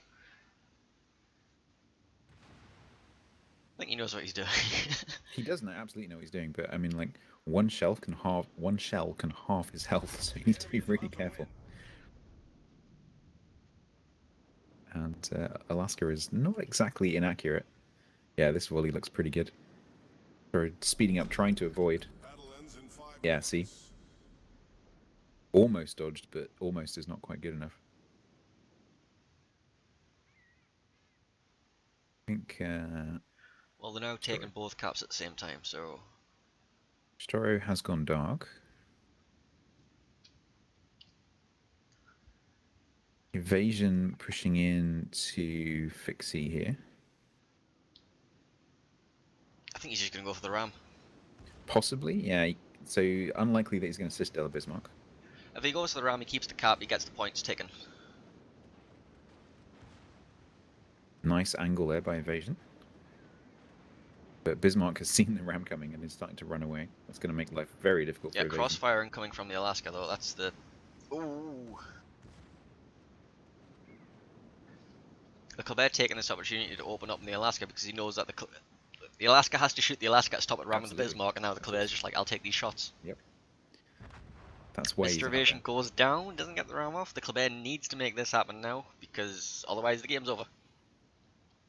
He's only got 2k to play with. That's not going to be a comfortable position for Storrow. And these shells don't look too friendly either. No, they do not. Yeah, that was a great shot there. Interesting. Rain go out. Indeed. So now we need to go back to the joy of scheduling and see what's going on here. Yeah. Scheduling. Love it. Yeah, scheduling. Woo!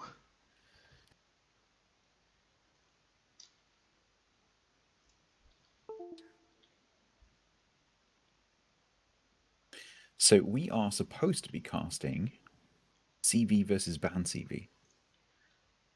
Okay.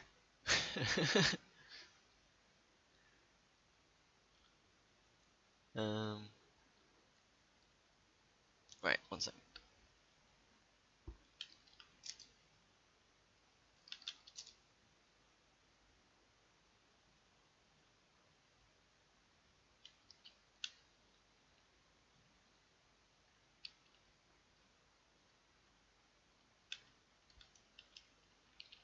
That would be Lex. Okay.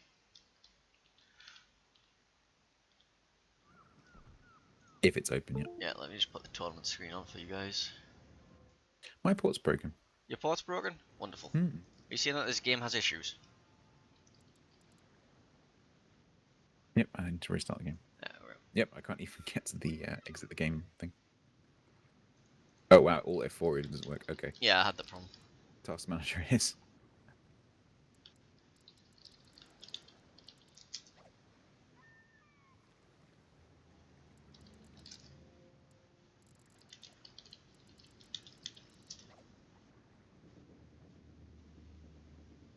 Yeah, keep yourself safe, CV. That's what the last team were called. And now we're into CV versus Ban CV. There's definitely a recurring theme here. Not sure what it is.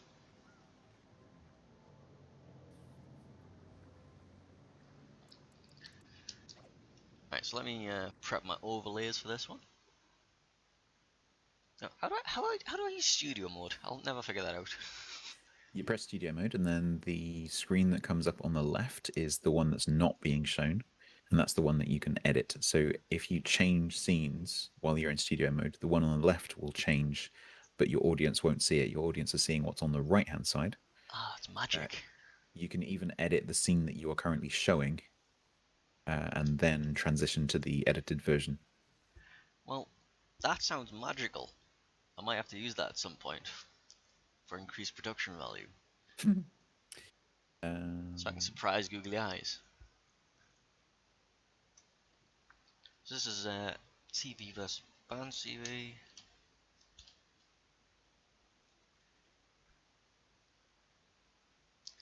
Now we turn off studio mode and yeah, magic. So we are now into the round of 8. So the second round. The maps for this one I will tell you in a second.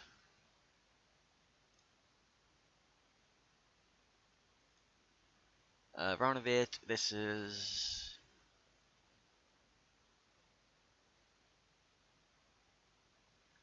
Neighbours, Fault Line, Ring.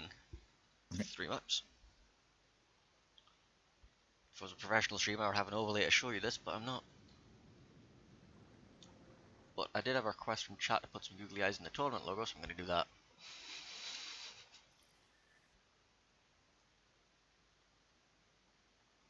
So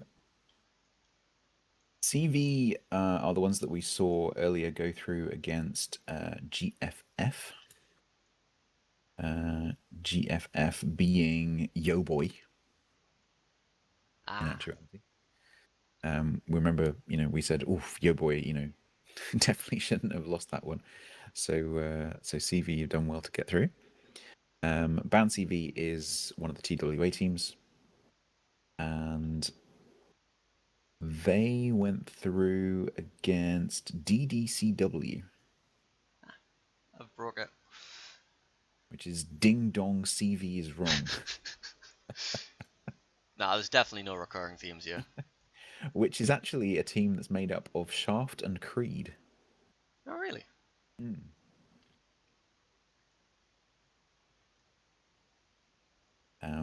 But yeah, they went out to TWA. So we shall now see. Oh, there's a game actually started. I was too Yep, busy it putting googly started. eyes on things. Battle starts. Right. Okay. Vladdy Alaska Daring versus Bismarck Alaska Kleber. Yeah, I think Alaska might be the meta pick for cruisers. I mean, we've seen a few gears. I haven't. Okay. I did see a Siegfried. So, what I have learned is that in my journey, is that a gear is pretty good at pushing an Alaska. Really?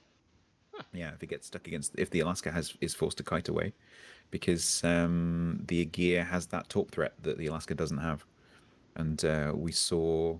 Oh, Oh. this is restart. We got a restart. We saw an Alaska against the border being pushed by an Aegir, and there's nothing the Alaska can do in that situation. But in all other scenarios, pretty much an Alaska is king. Right, I'll make a mental note for next time I'm in Alaska and not go against the border when I'm being chased by an Aegir. Because that Yes. comes up a lot. Yes.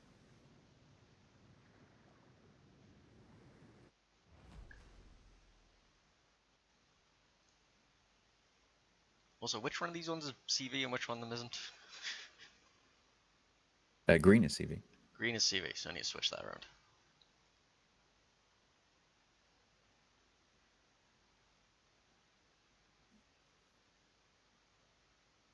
Funnily enough, the one called Bound CV is the one that's Bound CV. Oh yeah, it's almost as if it makes sense. Okay, so when there's a Rochambeau, whatever it's called, A restart? restart. When there's a restart, whatever that's called. The teams aren't allowed to change their team lineups. That's pretty much standard across all tournaments. So they will now know what the lineup is. Not that it's any surprise, really. But obviously that gives the teams a couple of seconds to talk about maybe changing their tactics slightly, even though they can't change the actual lineups. Just looking at the airfield to see if I can find a pub. No pubs. No pubs. No pubs on the airfield. No Both Red teams Baron going yet towards either. Charlie.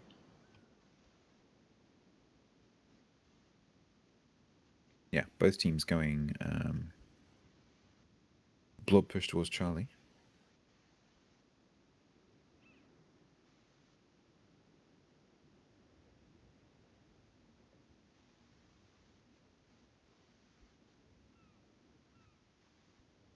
Clever, obviously, with a bit of a speed advantage in getting to the cap.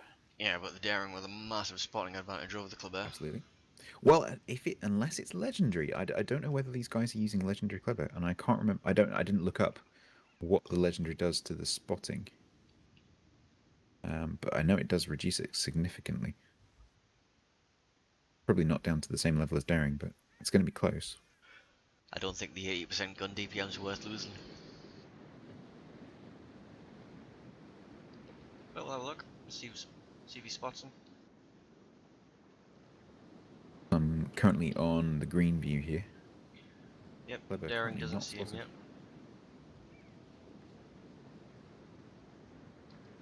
Daring sensibly playing it a little bit cautiously. Probably going to go around the back of that island.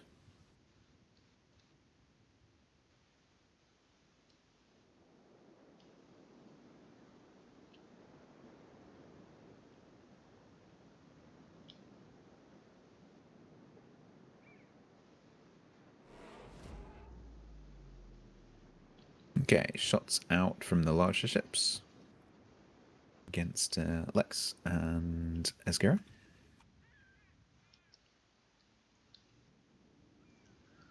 Hey, well, there's few things more terrifying than Angel Stone bearing down upon you in a battleship. Shots against Angelstone doing precisely nothing.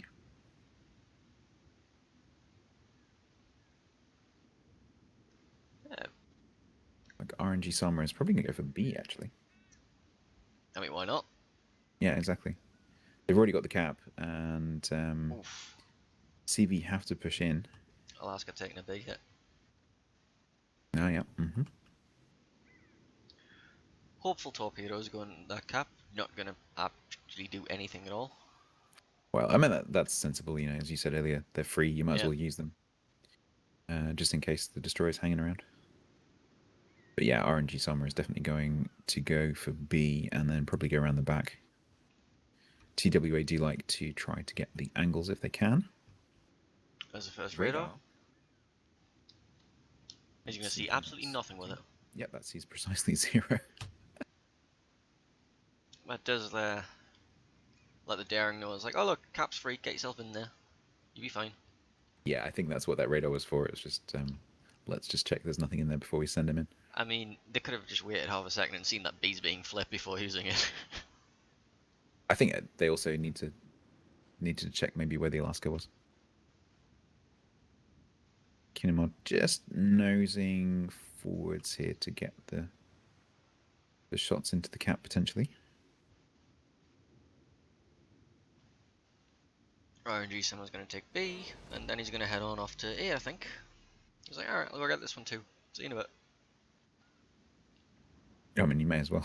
Yep. I mean, if you can get two caps ticking when the other team doesn't have any.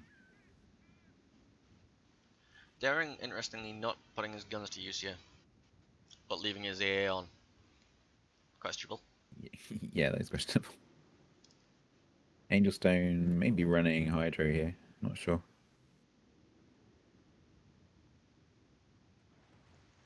Notice that Angelstone is nose in. Alaska is Angelstone is nose out. Alaska is nose in. I mean, the Alaska can just So- reverse around that corner and then get a free. Yeah, he can. But they do need to be a little bit careful here that the Alaska doesn't get pushed too hard. But I mean, Angelstone can easily just turn right and then turn back in again. So Yeah, not to too push bad. the Alaska, they're going to have to go broadside across where Angelstone's got his guns. Daring And, you can know, be a this- minor nuisance, but the secondaries will take care of him. This is what we've seen both TWA teams do: is set up this kind of tempting push, but they've got an angle on it, and so you've got to decide, like, do we push into this or do we try and fight from where we are? And you end up fighting. You know, you end up in a position as the opposing team of, okay, well, we're at a disadvantage right here. If we stay here, we need to push in, but we can't push in because there's this crossfire. Now RNG Sam was just like, alright, I've got all 3 caps. I'm going to come back and torpedo you because you're just going to sit there behind that He's gonna island. sit there. Yeah, and he's going to force them to move. It's going to be interesting to see what approach he takes here. Looks like he's going through the front. I thought he might go around the back. Angel Stone's being formed, but not quickly enough. Actually, Yeah, that might be quickly enough. That Vladdy's shells on the next salvo find home. And Angelstone is giving quite a lot of angle there. PK on superstructure. Fire's still running. Waiting for Vladdy's shells. Here they come. That's rear turret. Fronts. That's 2K. Oh yeah. and he's gone. Angelstone's down. But RNG Sama has arrived just in time to Do what Clever does best. Oh, YOLO he's the. actually going for the nose torp. Well, the Interesting. he caught the Vladdy accelerate, Yeah. and the Vladdy can't stop. Absolutely. Oh, he's also got the perfect turn in too. Is that He like has. a rudder mod or That what? was- That was someone who knows their ship. Holy cow. And he can probably do the same to the Alaska because he still has the other set loaded. Absolutely. And he can hide behind the wreck here. Darren Lex can't do is only anything got- about it apart from Nope. watch his team evaporate in front of him. And that shot was way too far forward to break the torp tubes. First set is 1. Yep, one on the nose. That's more than Just- enough. Yep, one more torp is all he needs. There they go. He's not even using his Clinical. guns, just like, bye. Clinical there from RNG Sama. This was an absolute clinic. All 3 caps, 2 kills. Yeah, that turn that RNG Sama did against the island, that was just showed you how well he knows how Kleber moves.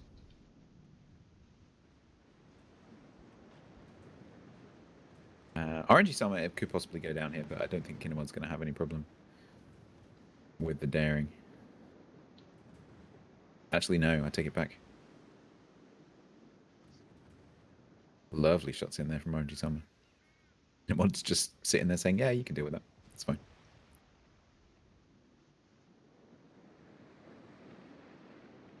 And Caitlin will not want to go around this corner. It's only a big scary Alaska with HE loaded. And whack, there we go. Okay. That's a very enthusiastic 1-0 from Van CV there. Absolutely, that was classic. I mean, it looked like when the Bismarck went down, it looked bad, but actually no, it's because RNG Sama was already executing the plan. You know, Well, yes, but actually no. you think you're ahead, you're really not. Okay, they're going to change ends, so we need to change the things over. I'm doing it the professional way. Yep, me too.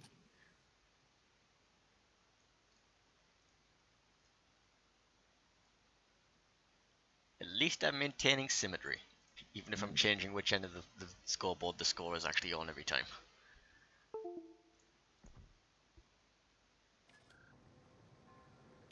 Okay, this time it's going to be Fortnite.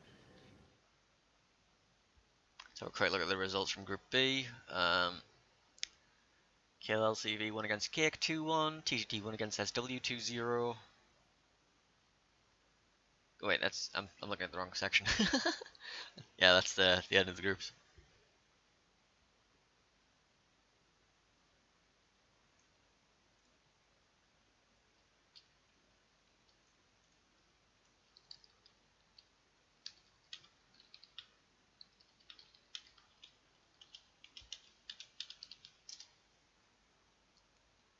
Yeah, no scores in yet from round 2.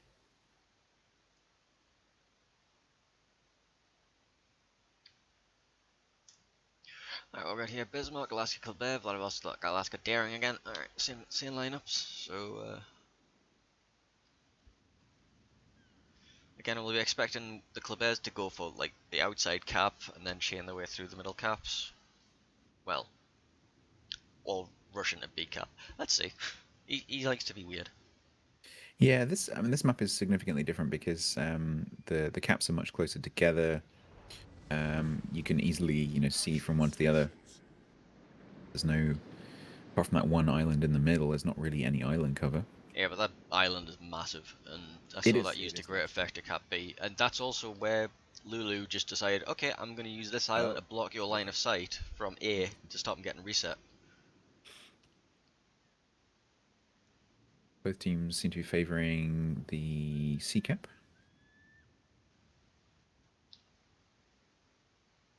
Probably because it's got the islands. They're just that little bit closer to it. I think the island on the sea cap looks like sorry, the south island on the sea cap does look like it gives an advantage, but I don't think it does really because it's got this very flat beach next to it. So on the mini map, it looks like, oh yeah, you can just use the island to sort of go really close to the cap. Actually, you really can't.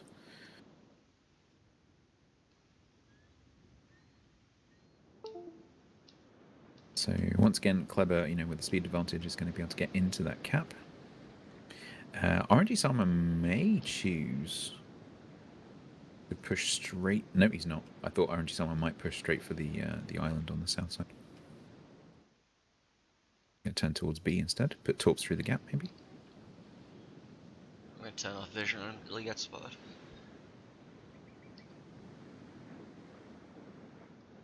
Oh, he's spotted. As Daring was the not Oscar. spotted. She out on Lex.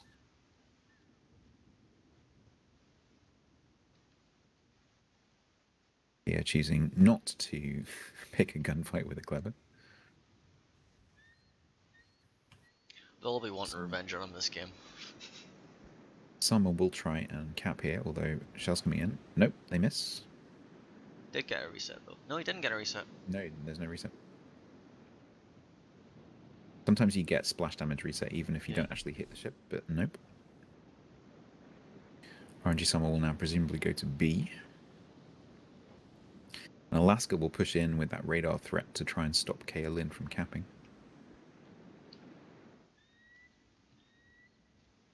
Angel Stone's taking himself into the cap between BC. He's going to get a very nice position lodged in there. If he can get up into the island behind B and just completely just put a you do not pass this point, they're going to be in trouble. They have all three ships clustered in one place, and it's probably not the strongest approach. Well, it's the strongest approach, but not the strongest holding stance. Yeah, I mean, we've seen on my stream both halves of the TWA clan teams. You know, they've used this tactic of spread out and get the angles against the other team who are clumped up, which also gives them cap control as well. Kinmod being quite cautious here. That's understandable. He's holding the crossfire, waiting for Angel Stone to get in position. Yeah, he's just going to wait there and push forward when needed. I said with these islands that have these flat beaches, you need to be really careful because you feel like you're in cover, but actually, effectively, you're just sitting in open water. If you're not careful. He takes a chunk. Nothing that won't buff out. So, I mean, in these 3v3s, you have to think of health as a resource. As long as you're spending it wisely, that's fine, but you need to be careful that you're not just donating it. Vladivostok did just donate 20,000. Mm-hmm. Radar out from Kinemod. Daring was not spotted by that. Kinemod. No, I thought Kinemod might go forward there and try and get the Daring inside the radar, but deciding not to. Angel Probably Stone wise. currently capping here. Yep, RNG Summer will then move in and make sure A gets capped.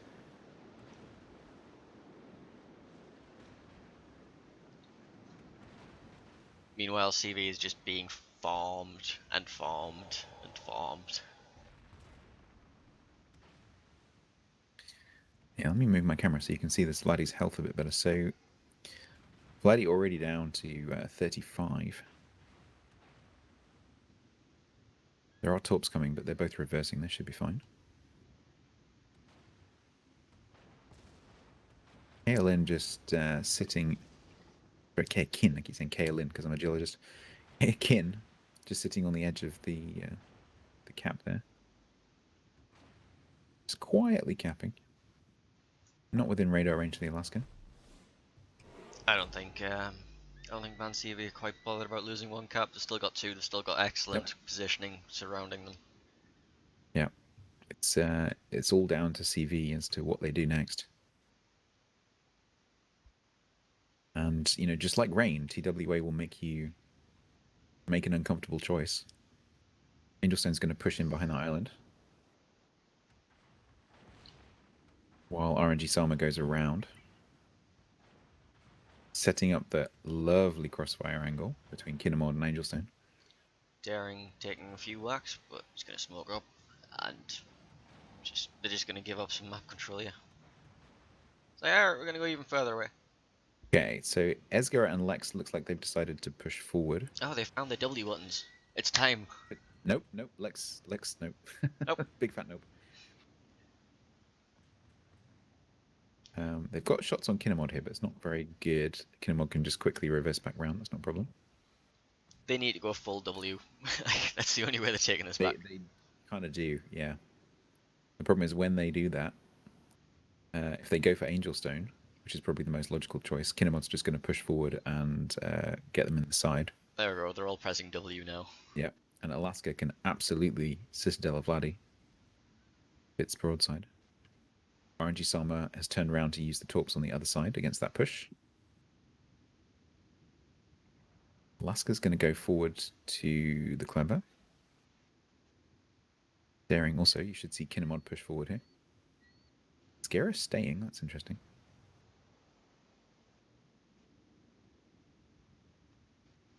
Little chunk there from Asgera on RNG Sama. These torps look safe-ish. Yeah.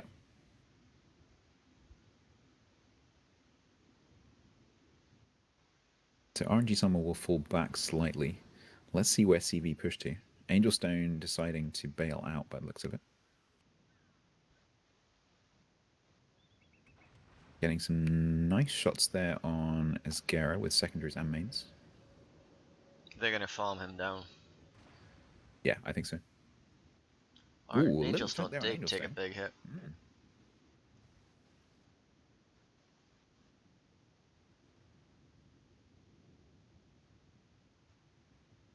Kayakin smoking up to farm Angel Stone. Radar out from Kinemod. That does spot Kayakin. Kleber's opening up on the daring as well.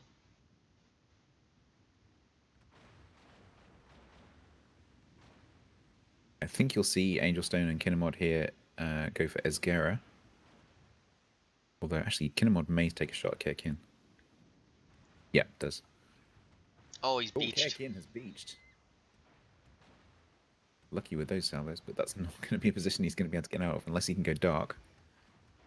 Which I think he probably can. Oh, I'm there on goes the Angel green. Stone. Yeah, there goes Angel Stone. Doesn't necessarily There mean goes the it's daring. over. So we've got Battleship Cruiser versus Cruiser Destroyer. But Asgera pretty low on health here. Points advantage is really hard to judge right now. Yeah, I mean, with 6 minutes left on the clock, that's kind of irrelevant because the points won't actually tick up until after the match ends anyway. No, but if it ends and somebody's not dead, you know. That's true. But I doubt this will go on that long. Yeah, so Kinemod is just going to use the health advantage here.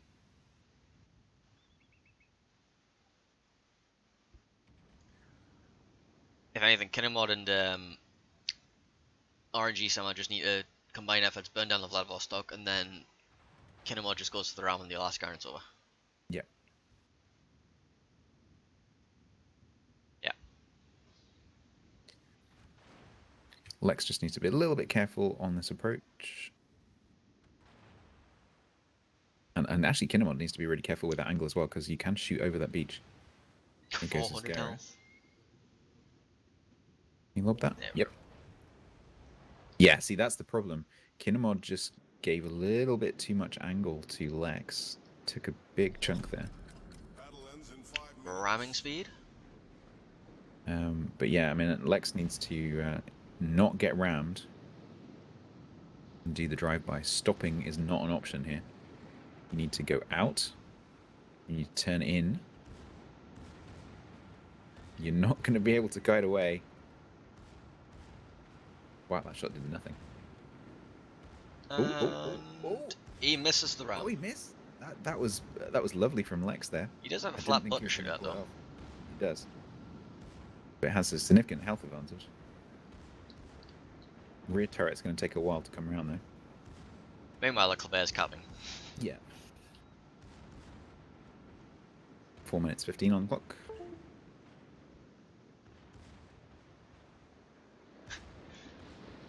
Why Lex isn't turning that rear gun round, I don't know. Why isn't that rear gun turning? Probably uncapped. Don't know. He's turning. That's a lot of broadside to give. Yeah. So you notice that Kinemod is shooting that rear turret. The enemy is about to win. Pretty much.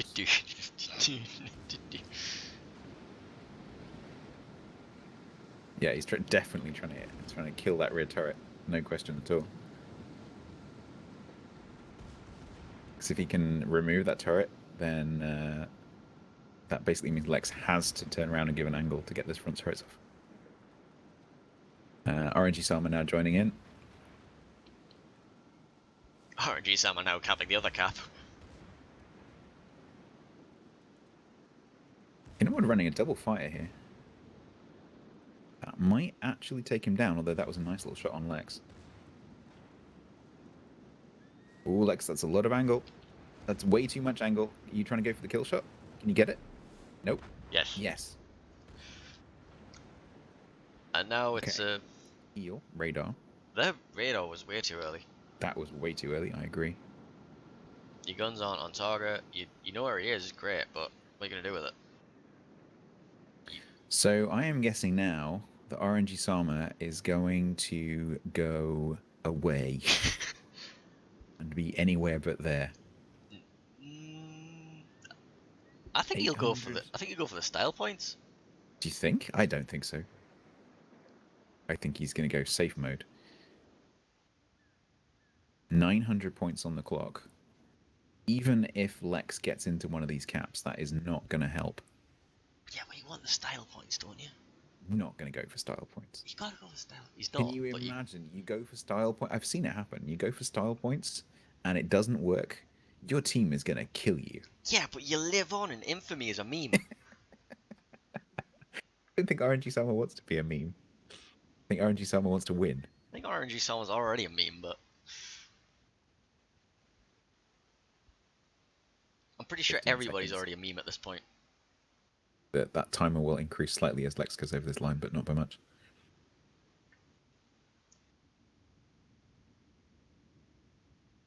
Ten seconds. 9, 7. One tick. Very exciting end of the game. And we're over. That was a good match. Indeed. Okay, well, that means that one of the TWA teams, Band CV, are going to go through to tomorrow with 2-0. We'll try and find a 1-1 match here.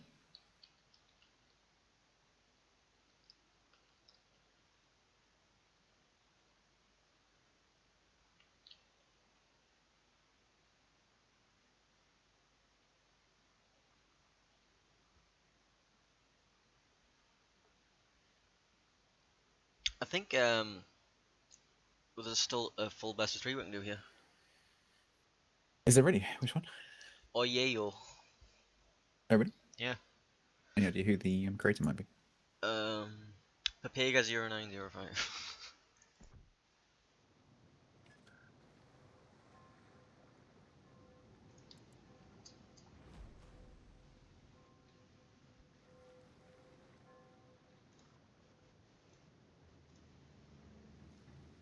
Can I click on battle, please? Nope.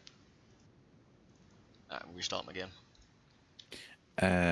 They are already in match. Yeah. Well, we'll just jump in there for the second too.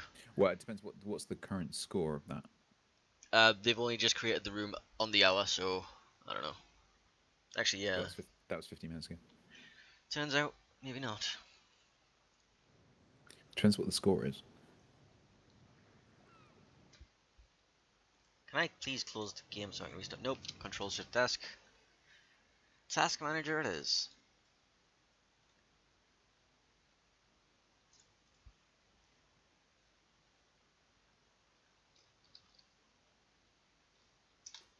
Oh, this is.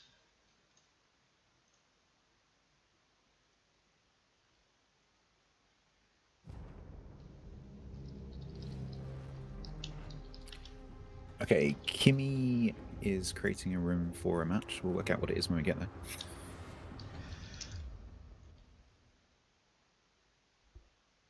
Let's just put you on the tournament screen while I'm sorting all this out. Professional streamer, by the way. If you'd like to see an actual professional streamer, you should go check out twitch.tv/statsvlog, who's doing this with a much better overlay than me because he's a professional. I have the advantage of having done this many times. So which match would this be? This would be Team Gita.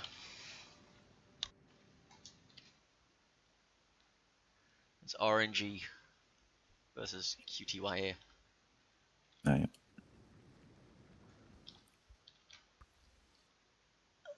So that'll be.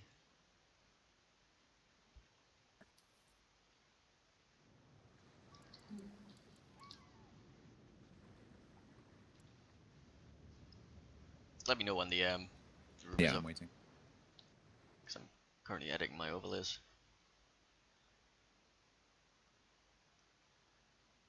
So that team 1 will be RNG. I'm going to be totally biased in this game, by the way.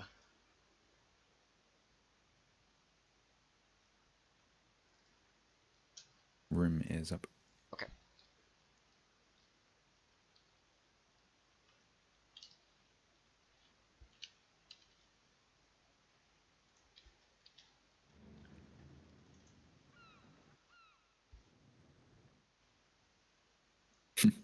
So you've got you casting and your Axis, and one of the teams is of course Axis, and then Kingpin is casting this, and on EU he's bots, and bots is the other team.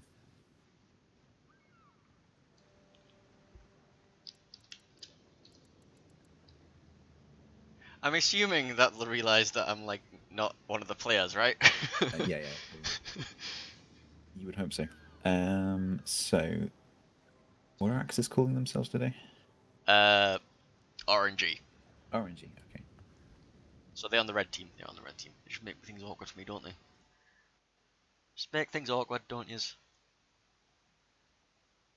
Right, I'm gonna be completely biased in this game. Like, That's fine. I'm not gonna hide any of my biases.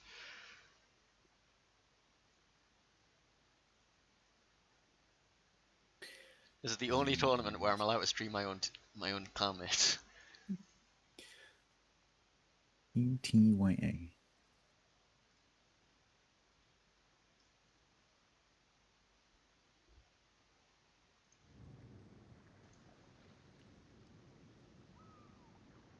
Okay, scores are ready.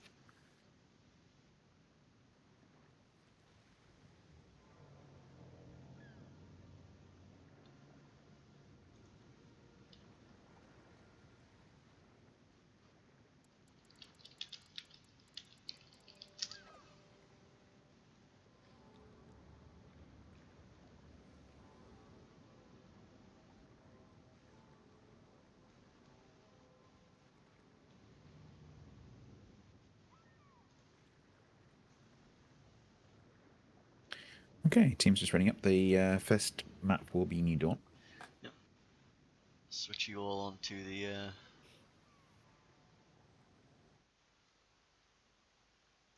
You can see the inner workings of what's going on here, and we're just talking about memes. It's great.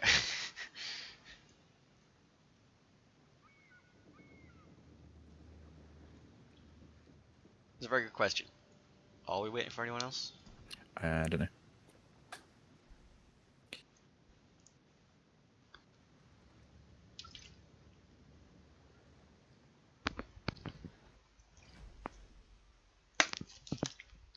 Oops. Alright, so Okay, right. Kleber, Alaska, as expected. Oh, yes, it's taking a daring out.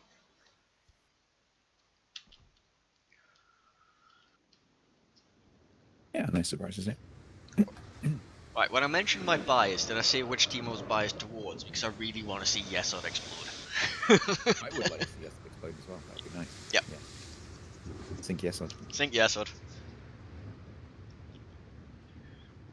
Yesod wearing the lovely, whatever that is, camo. I can't remember what that's called. Hang on, I'm a camo expert, I'll tell you. I know which one it is, I just can't remember. Oof. The red and Necro white going one. for the linkable Christmas camo. Gita going for boring Alaska premium camo. Imagine not using the bright pink Kotio Game Show camouflage. I like it when teams, because obviously training room you don't expend your camos. I like it when the teams have a team camo. Kim Lee using the rank camo, I think. Abandoned Fixie in the Bismarck is using, I think that's the, yep it is, it's the Serious Sam camo with the cat on it. Assuming there's a cat somewhere that I can't see. I approve. It's on the bow.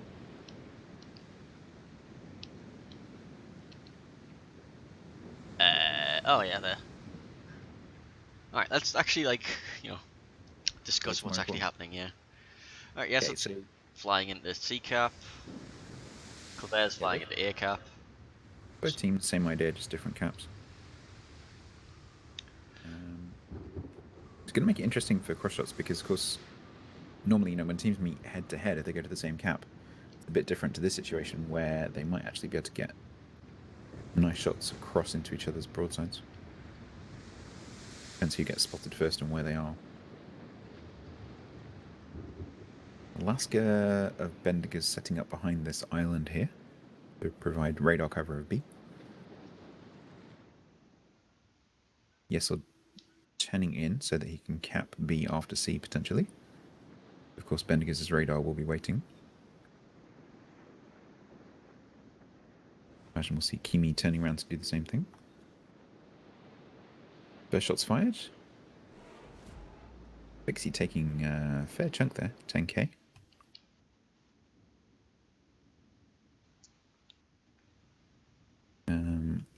Kimi may spot Yesod at some point here.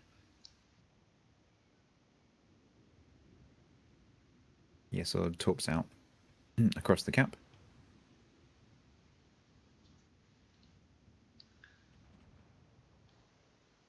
Kimi needs to be really careful. So is Yesod. Yesod has the advantage of being able to pop a smoke, and as long as the radar isn't on, which it is right now, Kimi can probably escape these tops. That's fine. Yesod could probably escape beaching. Yesod does not escape beaching. Yesod is successfully beached. Well, you make it your wish. Let's see if he hasn't spotted. They still know exactly where he is. Yeah, they're so still they can blind firing him. fire. They're still Yep, blind still firing him. finding Is he dark? He is dark. Yeah, they're still Still blind shooting. firing him. Still blind That's firing him. Still blind firing him. He's reversing towards the cap by the looks of it. Oh, he's on 4-7. Okay. I'm going to stay on the green view here just so you can see if he gets spotted. Currently, green's seen nothing.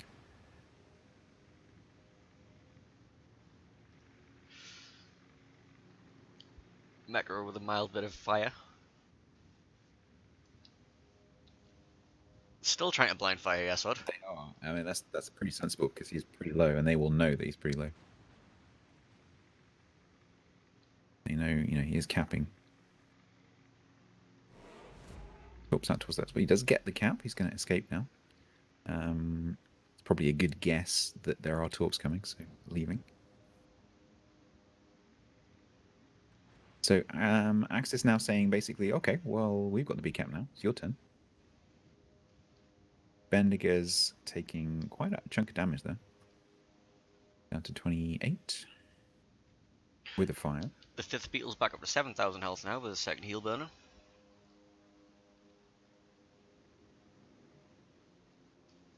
Gita so far not really been that involved.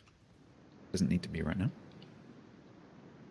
Bendiger's needs to be really careful about this maneuver. Because Gita is just waiting. Guns not rotated, but they will be very quickly. I mean, they haven't needed to spend any health. It's just Yesod decided yet. to jump face first into the cap and then get radared and then lose all of his health because he beached. Here we go. You'll see these turrets rotate around now, probably.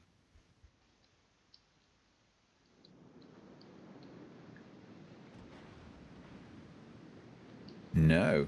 Gita isn't shooting Bendiger's. Gita is just waiting. Either that or he's disconnected. I think he might be waiting for the Kleber, but he might be disconnected. Oh, I think Gita's disconnected. Yeah. Yeah. Oh. Oh dear. Turkish That's not internet. good. Gita and disconnecting. Name a more iconic duo. Well, I mean, it's not necessarily fatal. You may be able to reconnect. Torps coming from Yes, would look pretty good on Fixie for maybe 1 or 2. Maybe they're just using Gita's terrible internet meme as a bait. That is, Could be. yep. They baited him Maybe to to go get kill the Alaska. playing possum. Oh, my internet's disconnected. Oh no, not really. I'm still here. Eat the No, I wall of think, yeah, torps. I Have think fun. It has actually disconnected. Oh dear. Oh, destroy fight.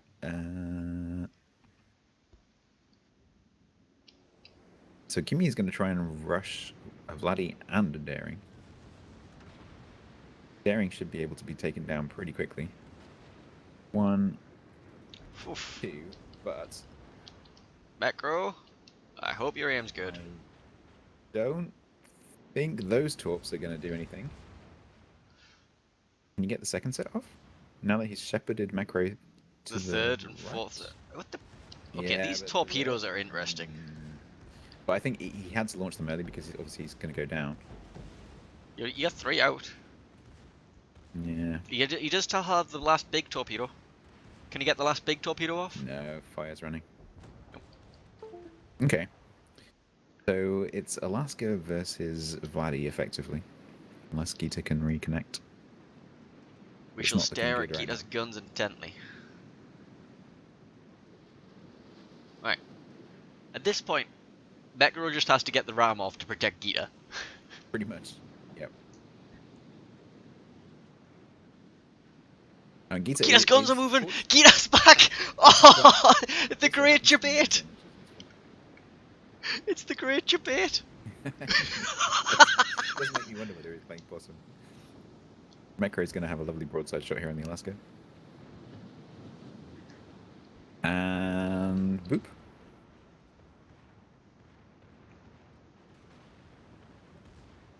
Oh, those shells appeared to heal Bendigus.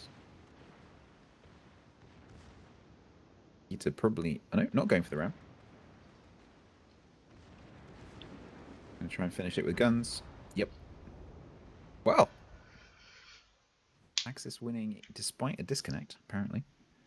Well, obviously, I always had faith in my teammates. Like, you know, would never ever say a bad word against my clanmates, and But you did get to see Yesod explode. I did get to see Yes That Explode. It was great. Shall treasure that memory forever. Probably also update this overlay. RNG1, right? I'm assuming we're Yep. RNG. I don't know. You don't Oh, is it? Oh, yeah, it is, isn't it? Yeah, you're right. You're totally right. I've got it wrong. Although now they're probably going to switch ends and have to do it again anyway.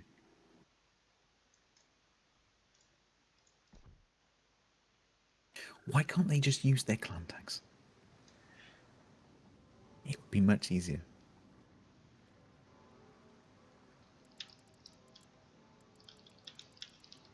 But what? Gita crashed in the middle of the game. Need to wait for him to rejoin. But he played at the end. Maybe he's just going out and back in again just to make sure it's working.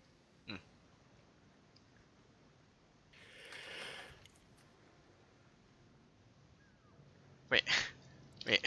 Was that you playing at the end? Or not?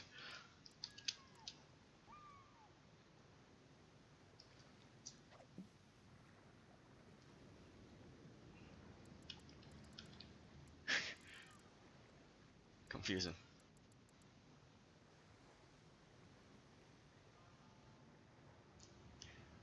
The next map up will be Trident. This is still best of 3 in this round.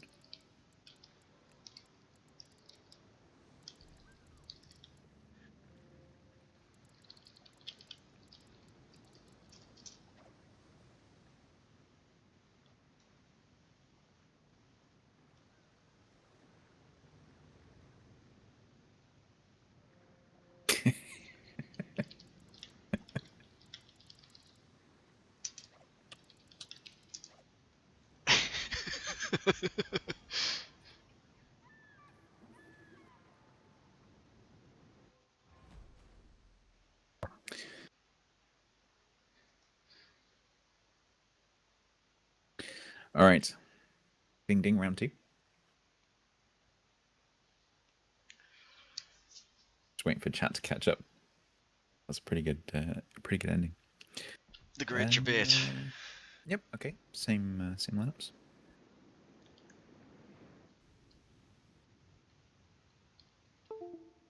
Diddle-oo. This map presents some interesting choices because of the home cap. Do you send your destroyer to the home cap? Do you send your This cruiser to is the home not cap? this is not the layout we're supposed to be on. There might be a restart.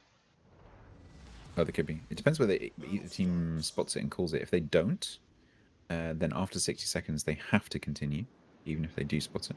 Well, Kim Yeah, Il-leel's no not one's- moving, so yeah. No, it's moving. Yeah, they are going to restart. Yeah, of course it should be the straight lineup.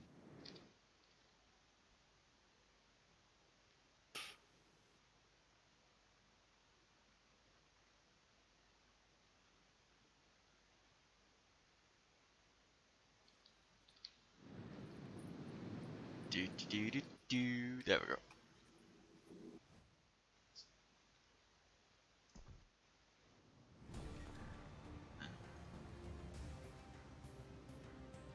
Uh,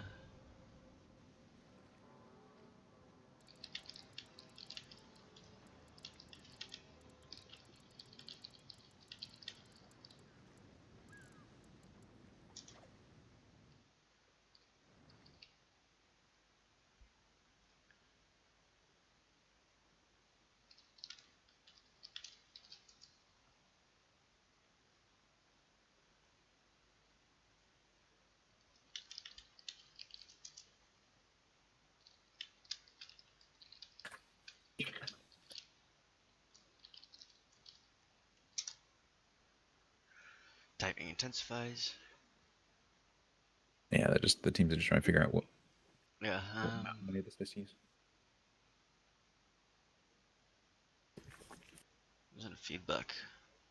Uh,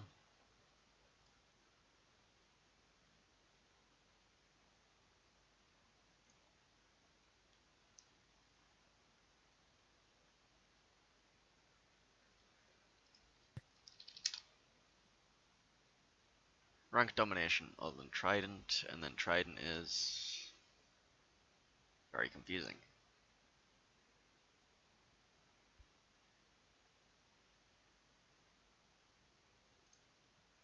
Rank domination. No, clans domination should be used instead of rank domination. Yeah.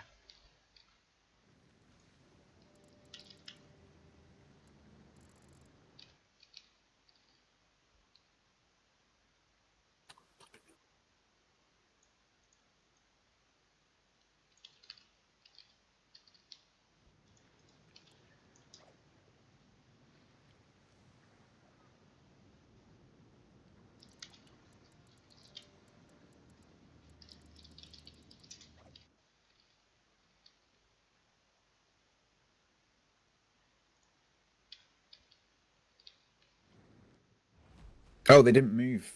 They didn't move the guy who came in. Damn. What, Sister Twister? Yeah. I think he's one of the organizers anyway, so. Yeah. Yeah, but he's also casting. Is he? Oh well. I think so. Happy hands.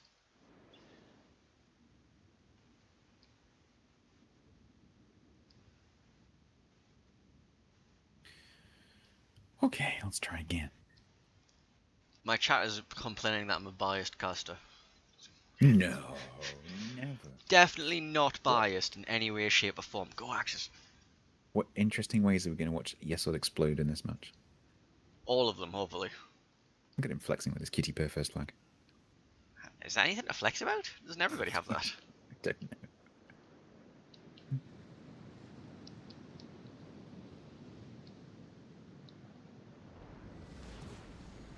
Battle starts. Okay, so teams, of course, not able to change their ships, but no surprises in the lineups.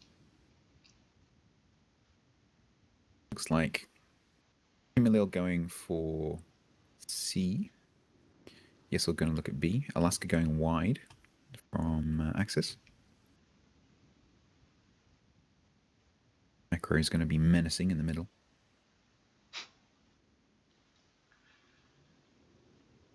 Yeah, very menacing Metro.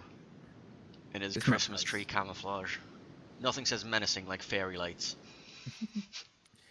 This map has the potential for ships to accidentally get isolated if they're not careful.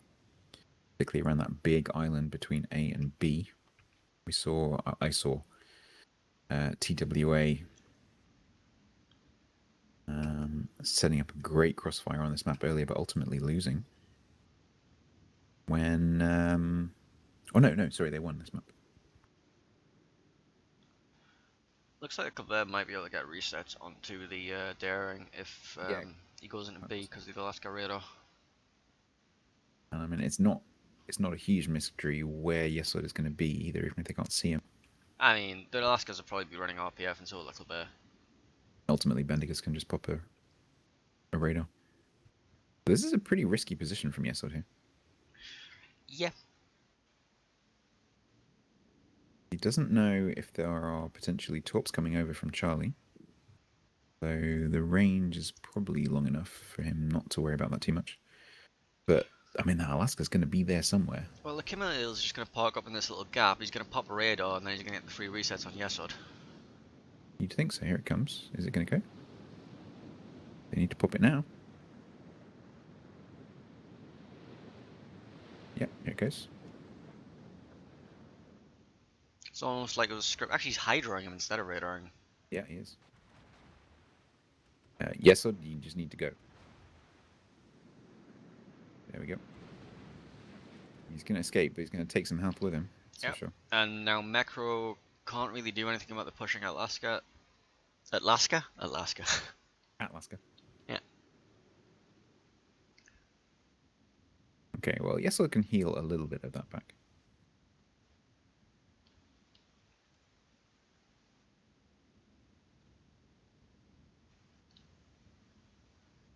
Kimilil making, I think they're blind shots. Kimilil still. Oh no, he's probably still inside the Hydra.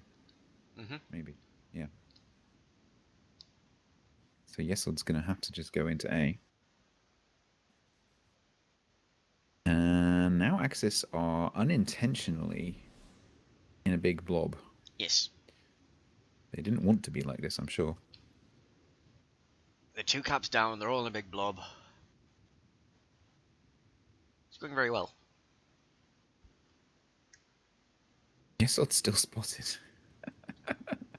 Is Yeah. Bendigus right? That Hydro lasts forever. It does. I wouldn't have thought he was still inside it, but I guess he is. It's Yeah, 5 kilometers. Mecro trying to Body block. provide a bit of a meat shield here, yeah. Yesod just needs to go away. I think he's waiting out the Hydro on purpose so he can get a top run. Maybe. I mean, Mecro will be able to tell him when it's down. There goes the radar. Yeah, so that's the Hydro being down Ooh, probably. this is not good because Yesod can't turn right here. So both the Alaska and the Kleber are going to get shots on him. Whack. Whack. Yeah, Whack. that's not going to end well. Whack.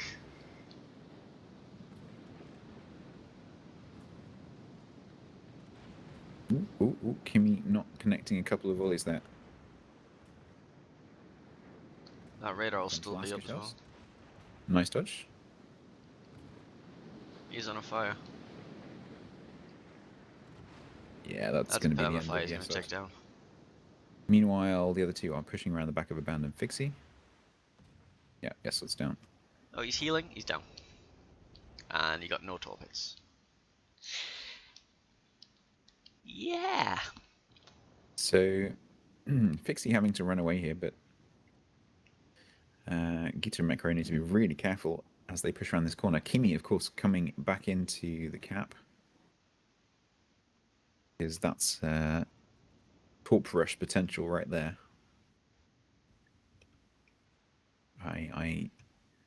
We could potentially see RNG Sama levels of Torp Rushing here.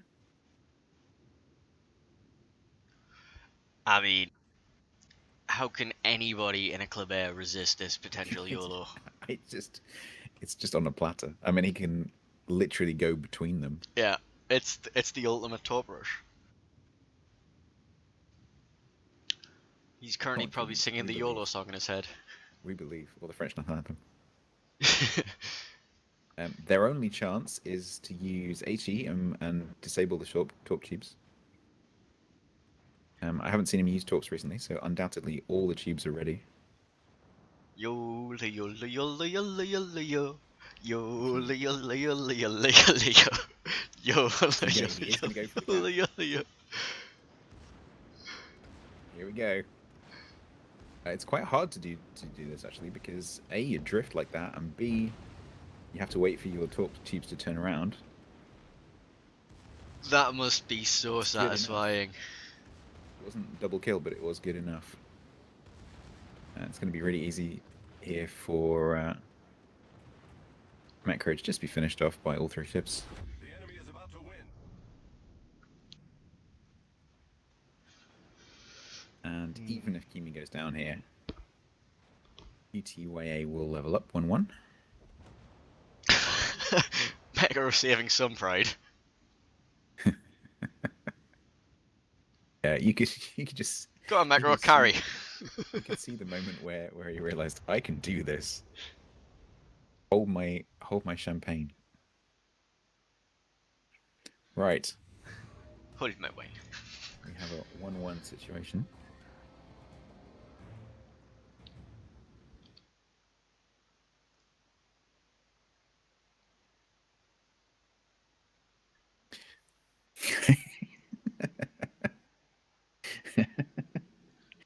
Yes, Odd confessing. Yes, you did. Yes, you did. Don't worry, nobody saw it.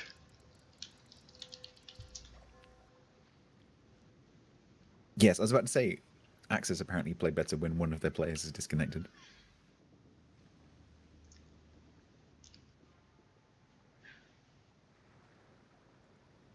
Defenestrator in my chat's asking, aren't Axis the bad guys? Depends who you ask.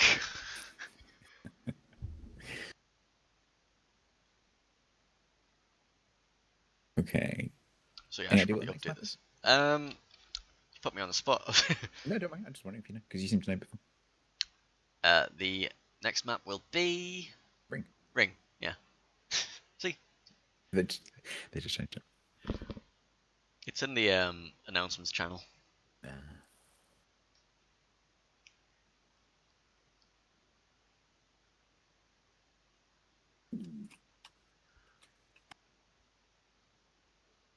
I've completely forgotten what I was doing. Oh yeah, I was changing the overlay to see 1-1. Professional streamer. Professional.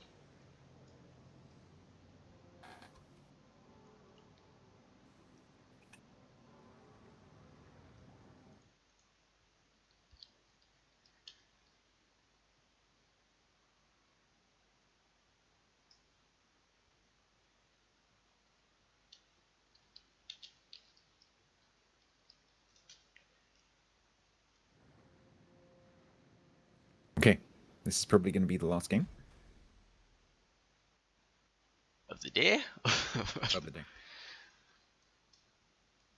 I'm just getting into the swing of things. Yeah, well, I don't know why they didn't do the whole thing today. It could have been done in 4 hours. Never mind. Yeah, but I've got things to do in a couple of hours. Secret things I'm not allowed to tell you about. Oh, okay.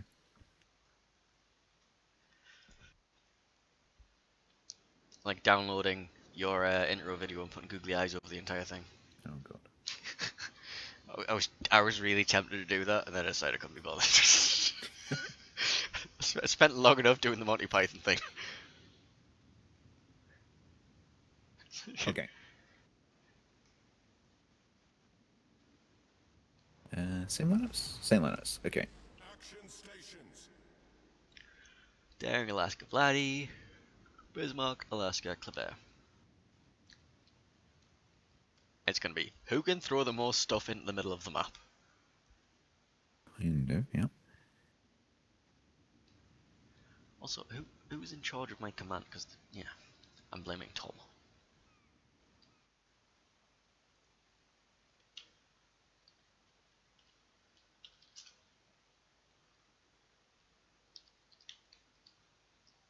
Okay, so it looks like both destroyers going to go for Charlie.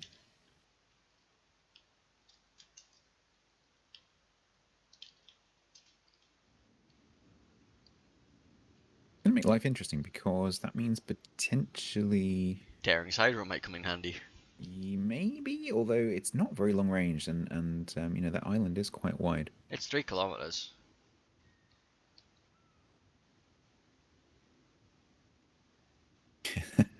The streamer currently watching the talk brush. Okay, Kimi gets there first because of the speed. Yesod will now know that Kimi is there. I mean, he could push up to the island and hydro, but I mean, they're not going to have any shots on Kimi.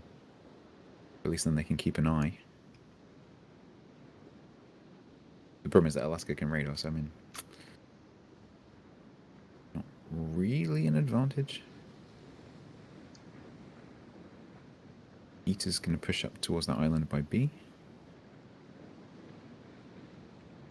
Radar out from Bendigus. Kimi making a run. And here we see a knife fight. This should probably end with one of these two dying. Probably should do. Vladdy already shot. We'll probably get another volley during the fight. Bendigus doesn't have a shot on Yesod. Ooh, that's a nice chunk. Of course, Yesod does have the advantage of a slight heal. Kimi is heading straight towards an island. Not paying attention to the map, Kimi. Boink. It's a bait. He wants him to come out. Yeah, maybe. Vladdy missed it. Oh, no, didn't miss Oh! actually. No. It looked like Vladdy had missed, but it hadn't. Okay.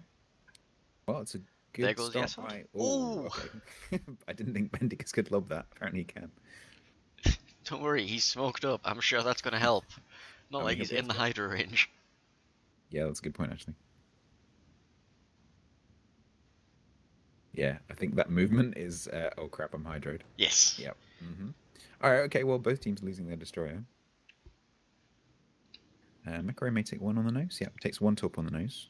I'd like to correct my earlier statement about one of the destroyers dying to one or more of the destroyers dying. Okay, so we've got Alaska versus Battleship in almost two separate fights here.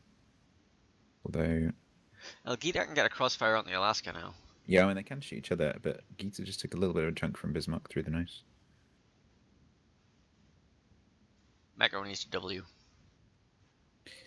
Yeah, Fixie doesn't need to be quite so worried about broadsides from Alaska as Macro does. Gita is going to come between BC, come to the C Yeah. cap, and then go for the 2v1 here, because So abandoned Fixie's not going to be able to do much. He's going to be No. literally abandoned.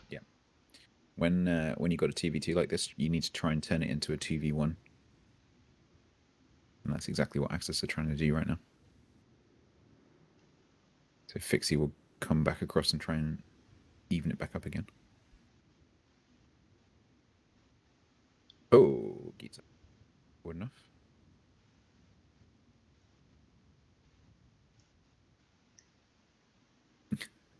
Mexican standoff. Makes a really lovely pattern on the map, though. EP out from Gita. Yeah, a little chunk. Okay, Fixie has evened it back up again. I'm back into a TV2. Oops, sorry. Double fire on Macro. Gita just going for that superstructure damage. Fixie probably going to rely here a little bit on the turtleback. Try and get close enough to get some shots around to Gita.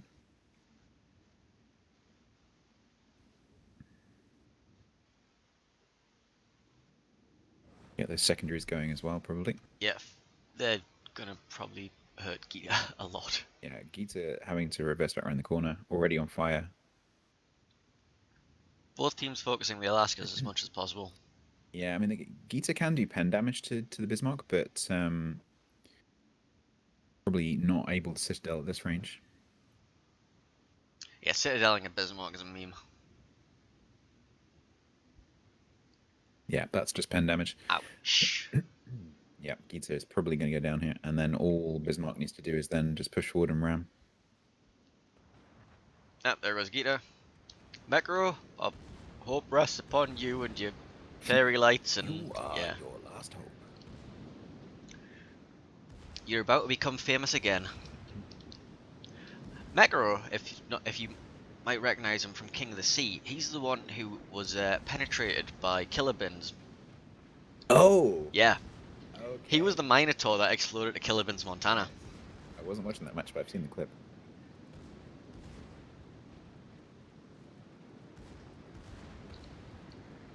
Yeah, there's not much Mekro can do to avoid this. He may take down Bendigus though. If he does, he's still lost because he needs they have the points Yeah, income from there's sea. points. Go on, Mekaro, we believe in you. Unless you have a on, ramming flag. Do you have a ramming flag? I assume that all the battle ships in this will have a ramming flag. That's a 'cause bold they're assumption to stupid. make. That is a bold assumption to make, but yeah, okay. Right.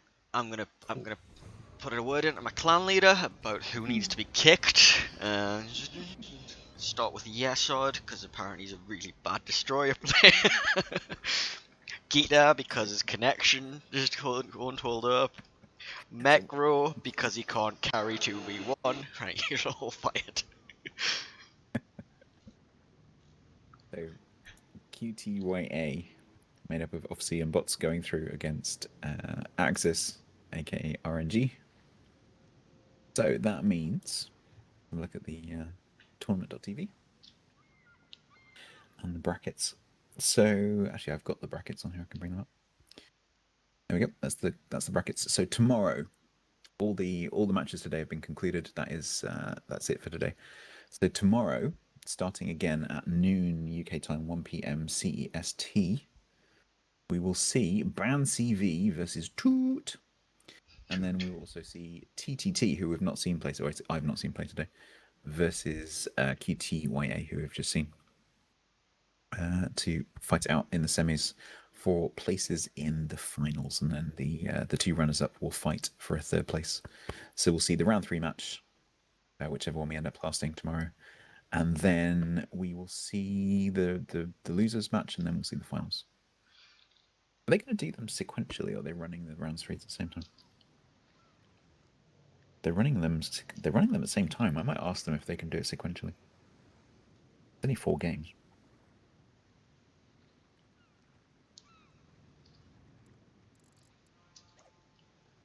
I mean, yeah, we'll probably ask them.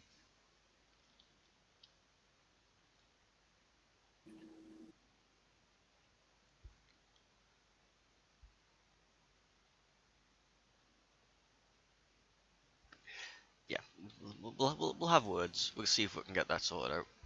Maybe we'll get the second semi-final as well.